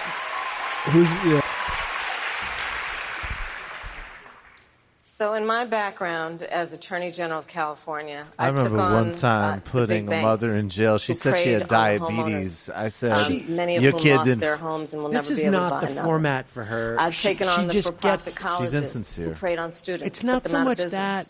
that. I mean, I've preyed on they're all transnational insincere power on some organizations level. that have preyed on Blasio women is and very children. sincere. How dare you? And I will tell you, we have a predator living in the White House. There is a. And I'm going to tell you something. Donald Trump has predatory nature and predatory instincts. She's got a very. And the thing about predators is she's this. prosecutorial insofar as it very sounds like nature, she's sort of they like prey on not people they perceive focused to be weak. and sort of like pouncing. They prey on people She's they just perceive not- to be vulnerable. She's a better senator. They Yeah. prey She's on gonna people put who are Trump in need in of jail. help, often desperate for help. And predators are cowards. What we need is someone who is going to be on that debate stage with Donald Trump and defeat him by being able to prosecute the case against 4 more years. And let me tell you, we've got a long rap sheet. Prosecute the case. 4 more years. Maybe you could have prosecuted the case against me, okay? Put those But 4 I'm more years Treasury in Secretary, okay? So you kind of missed the ball on that one. Separated children from their parents. We have someone who passed a so-called trade policy that was trade policy by tweet and has resulted in attacks on American families. That doesn't fucking So we matter. must defeat him and then, Put him in jail. turning the page, write the next chapter for our country. And that has to be written in a way that recognizes what wakes people up at 3 o'clock in the morning. And that is my agenda, the 3 a.m. agenda that is focused on getting folks the jobs they need, getting their children the education they need, making sure they have the health care they need, and the future they deserve. So please join me I got a at call at 3 a.m. that said KamalaHarris.org, that and I people thank might you for actually your time. prosecute Steve Mnuchin for his Vice President crimes. I had to shut that down. Thank you very much. And thank you, Mr. Mayor, for Detroit hosting this. Look, I've said it many times, and I think everyone agrees with this. We're in a battle for the soul of America. This is the most consequential election any one of you, no matter how old or young you are, has ever participated in. 4 more years of Donald Trump will go down as an aberration. Hard to overcome the damage he's done, but we can overcome it. What? 8 more years of Donald Trump will change America in a fundamental way. He missed the a more, America we know will no put an longer extra more exist. in there. No, he said 4 years. Everybody knows who He Donald should have said Trump 4 is. years. And not He 4 said years. not Let 4 them know more, who and he said we are. 8 more. We choose science That- over fiction. Now, we choose Maybe you think hope Trump's gonna over change here's the fear. the rules. thing. We If choose Bernie had unity made over that division. mistake, it And would we be choose- 1 day's we worth of choose news. the idea that we But they're can, gonna as ignore Americans, that. when we act together, Please do tweet anything. that. This is the United States of America. When we've acted together, we have bless never, me, Father, for I have sinned. never been unable to overcome whatever the problem was. If you agree with me, Capitalism. go to Joe 30330 and help me in this fight. Wait, what? Thank you very much. I don't know what that means. Candidates, 3-0. thank you so much. Did he just screw up his Stay with He CNN screwed up for his year? coverage of tonight's 3-0? debate. Anderson Cooper He and screwed up Three- his century. Oh, did he say? That begins right now. Joe Biden's playing a long game. Wow. Wow. I'm actually the old We got to buy that right now. What was it? What? Tell me what it was. Night 2. Joe the CNN Democratic 3030. debate here in He thinks Detroit he's gonna once live a again. really long Anyone time. wanting to know what separates Democrats from All right, Donald folks, Trump hang and on. what I need separates to those buy Democrats on that this. stage from each other. Certainly got plenty of both tonight and plenty It's gonna to be a think race. about. There's Again, a lot tonight we saw sharp disagreements. It's not on available? A number of subjects. We certainly Did somebody saw a already different, buy it? more God damn it. engaged, more combative Joe Biden at times, especially toward Gotta be quick. California Senator I'm Kamala sorry, Harris. but- Although it did begin with a kind of attempted Jedi mind trick. Greeting her on stage, the former vice president asked her to, and I'm quoting now, "Go easy on me, kid."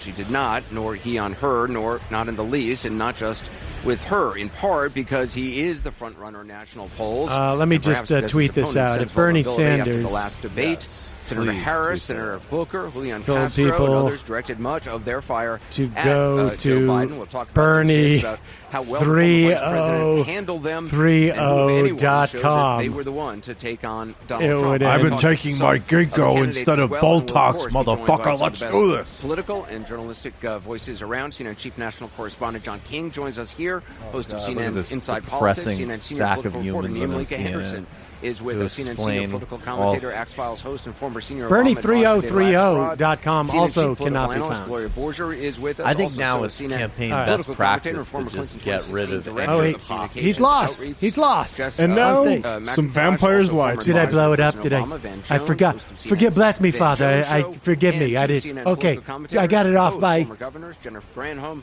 of Michigan, 1,100 and Terry McAuliffe 1,010 of years. Virginia. Just for some quick tapes, John King. 3030 is the big question was Joe Biden tonight. Unlike well, the first debate, no, he got into the 1,010 fight, because he meant and to he go got into Joe the mud to a 2020. degree with Kamala Harris on health care, with Cory Booker on Once crime. again, Bernie's with, looking like the Secretary winner Castro tonight. on immigration. Got into the fight. His team will be happy that he showed up, that he responded, that he fired back. I think his performance, if you go over the whole 2 hours, was pretty uneven. He fumbled some facts. Great. I think he picked That's a all I couple of want to fights. hear. And that's. I mean, look, folks. This is Well, we started the night by saying this was going to be so much more about performative issues than anything else. And that's the nature of Joe Biden's appeal, is that he's perceived to be a rock-solid, sure bet to beat Donald Trump. But when the guy gets up there and does stuff like can't remember his website, screws up basic, talking points like 4 years or 8 years. I'm sure Simone Sanders will clean it up. She's really good. And, I mean, otherwise I thought, like, it could go either way. And so, we'll see if John King's perspective there carries the day, this notion, because if the narrative starts and continues that he is not capable of being the candidate that he supposedly is, then you'll start to see this trickle down through sort of the general public. Yeah. I don't know how many people watched this tonight. Last night was about 9 million, is my understanding. That's not very many. Nope. At all. Tonight, I imagine, is even less. I would bet, certainly by halfway through. But the bottom line is, if the press is out there building this narrative that Joe Biden is not necessarily the candidate that people think he is, this is going to be helpful for those of us who don't think that he's a good candidate and don't like his politics. Go to my website, ttpbiden3030.biz. Go to my website, hunterfacts.com.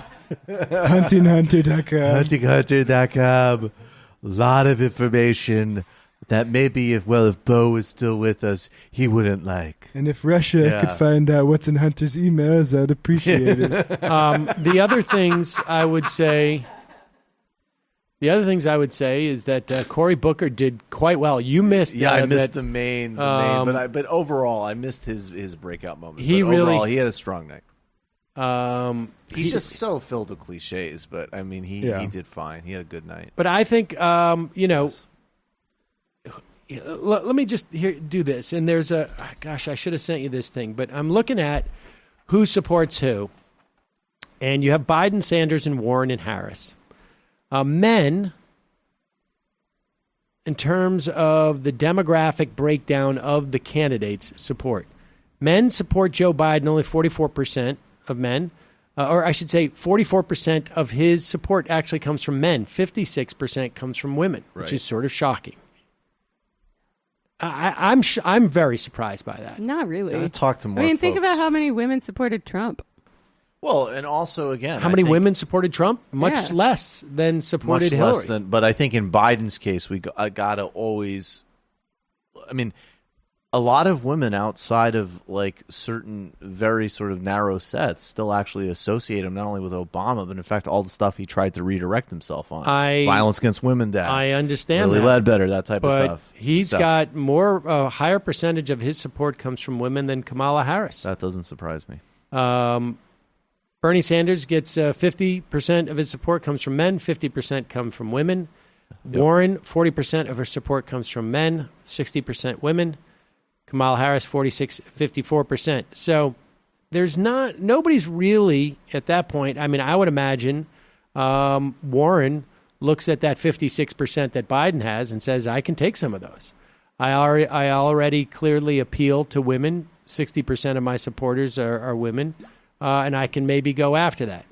The big disparities are, at least between Sanders and Biden, is that under the age of 45, 28% of Biden supporters are under the age of 45. 72% of his supporters are people over the age of 45. No one has anything even remotely close. Although Kamala Harris, 67% of her support comes from people over the age of 45. Now, Bernie Sanders, only 36% of his support comes from people over the age of 45. And I think that number reflects ideological difference, which is there, and I think it also reflects temperamental, like, I don't know how to articulate this because I'm so tired, but I think part of it is ideological, but I also think that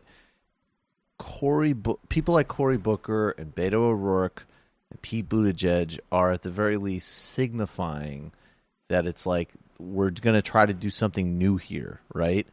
I think Kamala Harris and Joe Biden have the most aura of like, we're just going to repeat what you've already seen. And if you feel comfortable with that, we'll do that again. Maybe. I also think that when you think about what Bernie Sanders is offering materially. Well, that's why I said ideological. More, there's a reason that Bernie Sanders does best with working class people and younger people. All of that. I was trying to go into your terrain of the cultural stuff. I think obviously the main reason is the material, of course. Warren, 59% of her support is over the age of 45.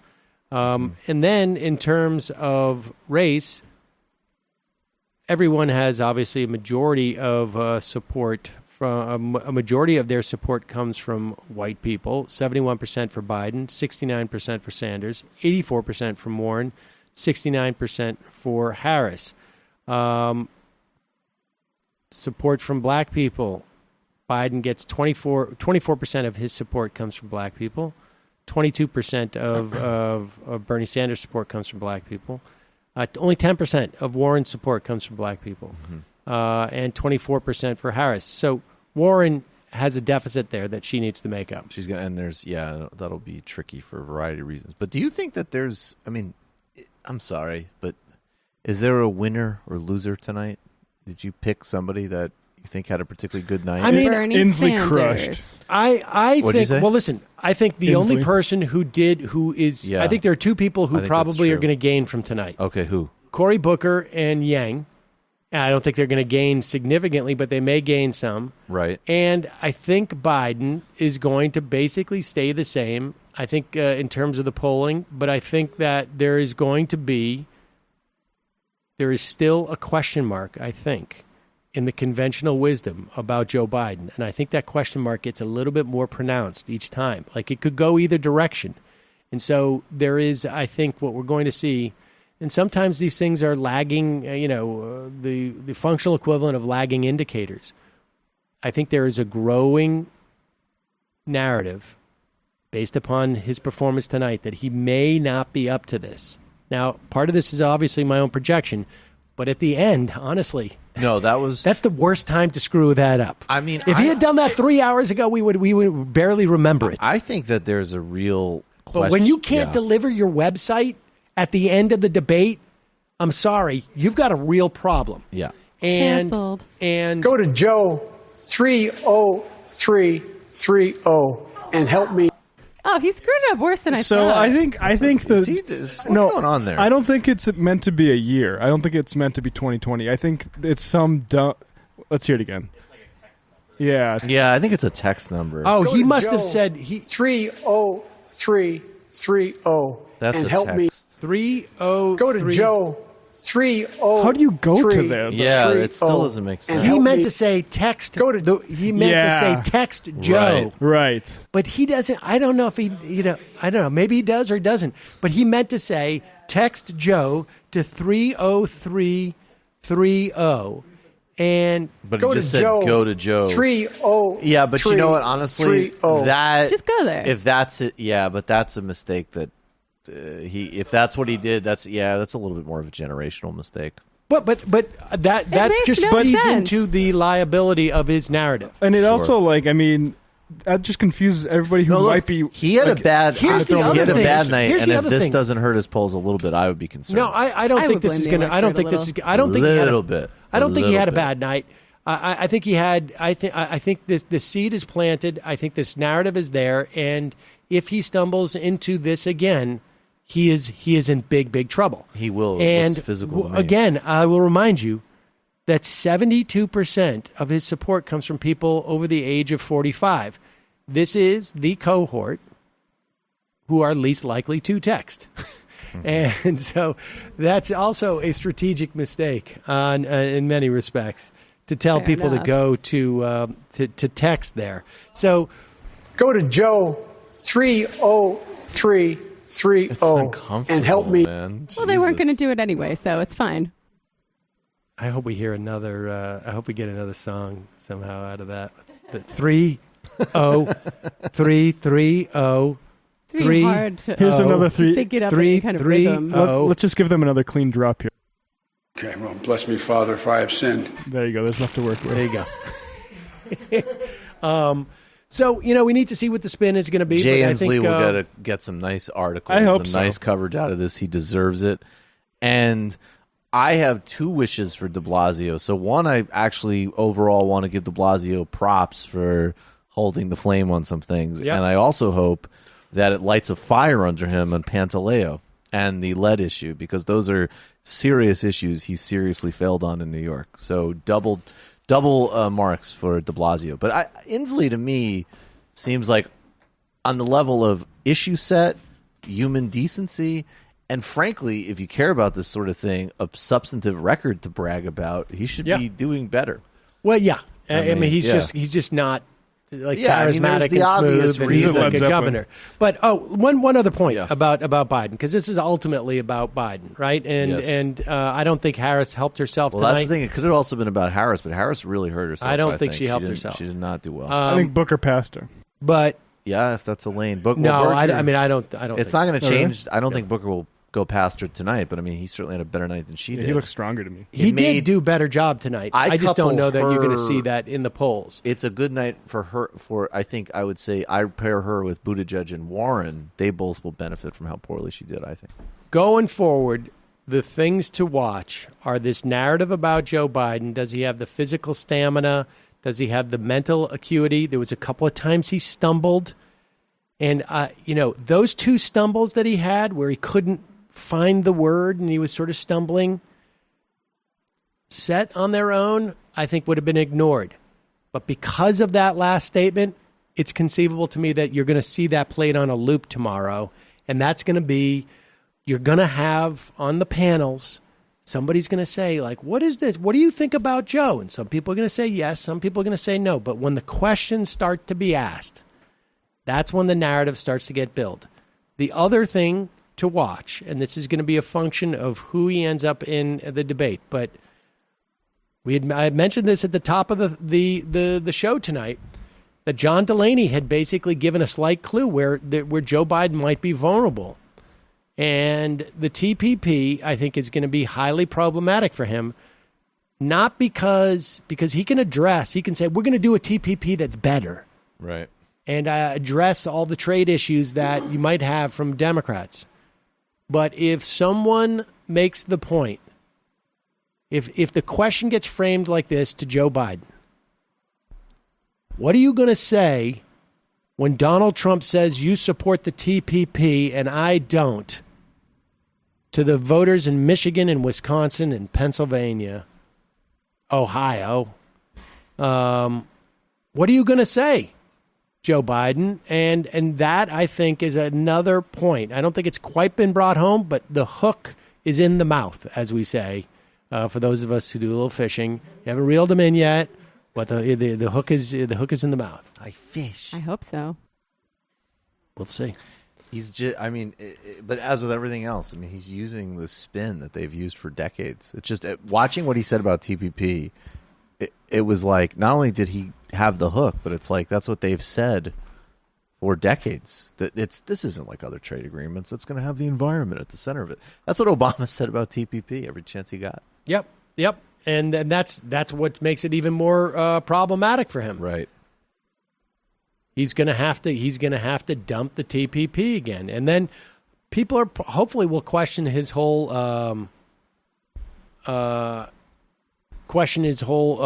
response to the Hyde Amendment as well. But yeah, that was a really important thing to hammer him on, I think, to show where he differs from the mainstream of the Democratic Party. Did he do enough to Dorsey? That's mix pretty that good. up? Or what is it? You should go check out our Twitter feed Dorsey has done an excellent Biden 2020 3030. Go to majority.fm. This is too good. That's pretty good. That's pretty good. Can I big picture it for a second? I know I get yelled at sometimes when I do that. Yeah. All of these people, Who yells at you? Oh, I don't know. All right. No, you don't understand, Jamie. I'm getting ready. I mean, some people, made some legitimately progressive points tonight. I was really glad Castro brought up Pantaleo. I was really glad Inslee went after the filibuster. And, they showed how Biden is out of step with the rest of the Democrats on abortion. All of these people represent the left wing of neoliberalism. That's why they didn't hammer Biden on trade. They're always going to. Even de Blasio, okay? He was talking some good talk tonight. He was very persuasive, and if I didn't know better, I might think that he's at least some kind of social democrat, but I know better than that. He has been pursuing plans for gentrifying New York City since he got into office. He has a plan to open up new jails that's actually being opposed by a bunch of my DSA comrades right now who are working with No New Jails, which is a really, really good organization that I hope you check out. They're a prison abolitionist campaign. Sam supports the new jails, so I'll not get out of hand here. Sure. And Stop arguing against new jails. Sure, but we need new jails for efficiency. I just want to remind people, I'm not arguing with. Where will we get our free labor? Where do we get it? Because I'm very scared. Everybody says New York's safe now, but I still get scared. Well, we need people jails. say, if you close down Rikers, where are you going to put people? If we close down Rikers and we don't have other options, then Park Slope could be dangerous. Do you see? Okay, become a member of the Majority Report. Thank you. All right, yes, anyway, de Blasio's bad. Can we wrap this up? The part about borders also really made me sad because, yes, open borders is a right-wing talking point. It's also a very important socialist demand, and one thing that even the mainstream of the socialist movement differs from Bernie Sanders on. And I just want people to keep that in mind as we have our political journeys going forward. They got this? Jesus. It's a... Oh, my gosh. Oh, wow. They got to it quick. Bastards. They got to it quick. Bastards. Who did? The Buttigieg people. Buttigieg people got Joe Biden. Joe3030.com goes to. But I'm looking right now on the Twitters. It is text Joe to 30330. Yeah. Oh, man. But his staff is really failing him. Why? His staff's really failing But him. why? Because Simone Sanders wants Bernie Sanders to win. I'm convinced. Yep, she's on our team. Simone. Thank you, Simone. Simone's just like, what about a text number Oh, they instead? did 3030 and 3330. God, they beat us there. Damn it. Wow. Of course it would be the Buttigieg campaign that would do this. Yeah. They are opportunistic sociopaths. Well, I mean, I tried No, to... I'm not mad at him. I'm not mad at... No, I mean that as a compliment. Thank you. I like Pete Buttigieg's Machiavellian streak. That was supposed to be the whole I'm Clinton saying selling I point tried last to time do around. it. They just beat me by half a second. What? I tried to buy it. What? You just said he's an opportunistic sociopath. Yes, Sam. We love that about you. Oh, okay. It's a compliment. You need some rest, big boy. Sorry. Jesus Christ. I'm sorry. Don't worry. I Bill didn't de realize Blasio that is was a building the compliment. prisons. He's building the prisons. We meant it as a compliment. The open borders thing's not going to happen either, Sam. It's okay. Joe Biden tweeted this out. I just got off the stage where I shared my bold vision. But again, it's like his people don't text, with all due respect. But boring. All right. Well, everyone's trash, but Bernie and Warren can stick around too for a little bit. Exactly. Everybody's trash, but Bernie. Well, actually, no. I'll broaden it. Everybody's trash, but Bernie. Warren can stick around a little bit, and Inslee and Marianne and Tulsi and de Blasio are helpful in certain instances. That's my most magnanimous. Did you see the video of let's stop fucking wasting of time. Chris Matthews? If you need to go, go. Oh no, I wasn't talking about you. I was If talking you about the need other candidates. to, Relax.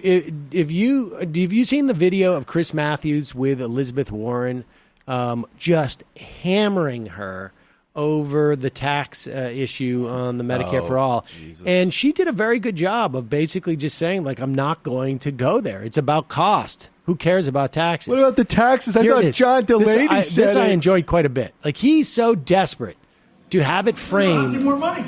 He's personally Well, your payroll go up. You guys dodged that tonight. No, it's not a dodge. It's about because Jake where... Tapper kept saying, how much of your tax is going to go up? And you'd say, how much are your costs going to go down? No. Different question. How much will your taxes go up? No, it's how much are your Speaking of costs. psychopaths. It's how much families end up I spending. know that argument. I know how you cover it, It's not just but an you're covering argument. it. You know, the Republicans did a study, and they hoped to show that Medicare for All is going to bust the budget. And you remember what it ended up showing? That Medicare for All is cheaper than our current system. That's the Republicans. I know the argument that you put it all together, you reduce the cost for health care premiums, and you get more benefits, and therefore you come out ahead. But will you pay more in taxes? Why don't you want to answer that question? Because Jake said tonight, that's a Republican talking point. It's not a Republican talking point. It's a question. It's a question about where people are going to come out economically. Look, that's not my question. That's not my question. My question is how much will taxes go up? I spent most of my life This is pathological. that went broke. And a huge chunk of them went broke because of high medical bills, and many of them had health insurance. So the question is not, do you have health insurance or not have health insurance? The question is, how much are you going to have to dig in your pocket to pay? I know that's the answer that you'd like to give, but when your taxes go up, the question is your total cost. Okay, but there's no answer to the question when your taxes go up. There is an answer to the question about your costs. How about taxes? Because it's costs that matter to people. I'm not kidding. Let me ask you about this. You said You got everywhere. She faced you, asshole. That's where you got. She beat you. I'm starting and you to repeated think, yourself like you have brain damage. Right. Maybe she can face off against Trump. I And don't know. I'm She's co-writing been a pretty tough book the with past John couple days. Delaney about Bobby Kennedy, and he's got a clear answer on this. Why don't you listen to me and John Delaney? I mean, we're writing I can a book about understand Kennedy. his frustration, but it is a right wing frame. It's a pure right because you know that is going to be you're only going to deliver one side of the equation. Taxes go up. You're not going to address the fact. He just poo-poos it away. No, I understand the full costs go down. But within that, the taxes go up. But what's it's so just wild? absurd. It's so absurd, and it's actually really not that abstract. Like, honestly, I can't think of another example, but you could definitely find examples where you could say, you know what, if people's taxes went up a bump and it came back to them in an extremely indirect way, yes, that could be politically vulnerable. But this is as simple as your taxes go up on one page, and then you open up another piece of mail and you go, oh, I don't have to pay a ridiculous insurance premium anymore. Or any insurance premium. Any insurance premium. It's not like saying like, oh, if it's, and I'm not trying to pit it against anything else that's worthy, but it's not like, oh, well, if you invest in this road, what will end up happening is your car will last long. Like, it's not some abstracted argument that may even be right on the arguments. It's as simple as you might pay, say, another couple hundred, and instead of $1,000 a month on insurance. Like, it's really not that hard for people to grok. No, but he doesn't want to. He doesn't want to make that the story. Right. Like, you could talk about taxes if it's subsidiary to that point that you just made of what the net is. Like, let's get really granular. How does that break down in terms of taxes and costs? Well, you save $10 and you pay $2 extra in taxes. So the net is you get $3 more in your pocket. Right. That's what it is. You pay $5 in taxes. Now you're going to pay $7 later, but you're going to save $10 on your health care. I know that, but you're paying more. Exactly. And why won't you write a blurb for John Delaney and I's book on Bobby Kennedy? And Bobby Kennedy meant a lot to a lot of people. I went to Holy Cross. and there was a newspaper article about Bobby Kennedy, the student newspaper. I could quote it to you. You know what? Everyone understands the savings here, too, including Chris Matthews. I know who didn't support Medicare for all? Bobby Kennedy. Because he knew that Chicanos didn't want to get taxed. That's what John Delaney and I are writing about.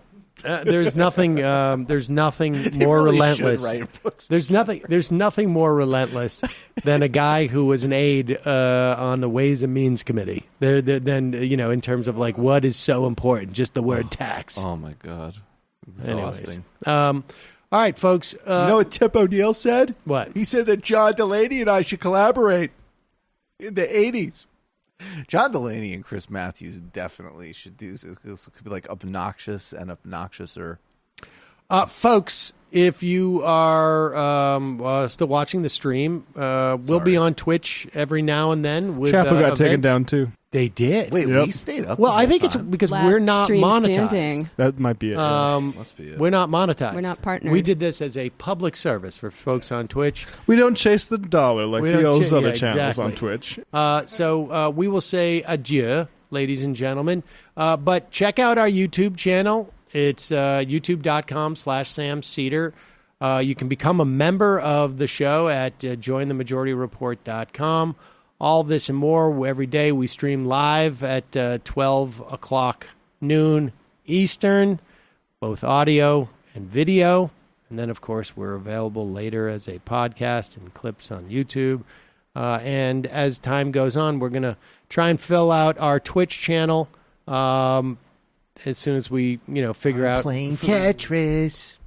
I would love to do that. That would be great. Why shouldn't you can. You're a free man, man, Sam. You have no idea how little time I have. Sam should do solitaire on Twitch. Play solitaire and Tetris Minesweeper. and do running commentaries on the Social Security actuarial reports.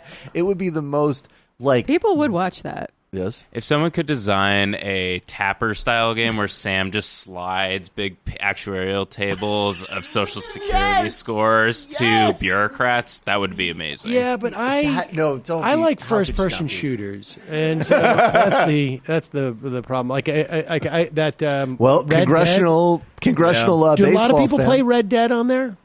I don't know if Red Dead's one of the most popular still. Might be. But I mean, you could get on there. I'm sure you'd be popular no matter what. A first-person shooter game where all of your enemies are libertarians and you're shooting them with your ideas. Oh, that would be. Yeah, I don't like to think of it as that mean. But no, that's a little bit. It's a little bit aggressive. I don't want to shoot real people. I'm sorry. You have to tell them to Google it, and then they run away. I don't want to deter any libertarians from calling it and giving you Googled your favorite thing. Googled. We can print our own money. It's rendered just like a gun, but you pull the trigger, it's just like a click sound from a mouse. That's not how money works. Look up MMT. All right, folks. Good night. Thank you for joining us. Take all the strength I got to get to where I want, but I know somehow I'm gonna get there. I wasn't looking when I just got caught between the truth and the light bar, but finding out won't make me feel any better. Yeah, I know the clock is ticking, but the meds are gonna kick in, and my pilot light shining bright. I guess somewhere the choice was made for the option where you don't get paid, for the road that bends before it finally breaks you. I guess somehow I lost my drive between the 101 and the 5. Do you know how far the detour takes you? Yeah, I know the clock is ticking, but the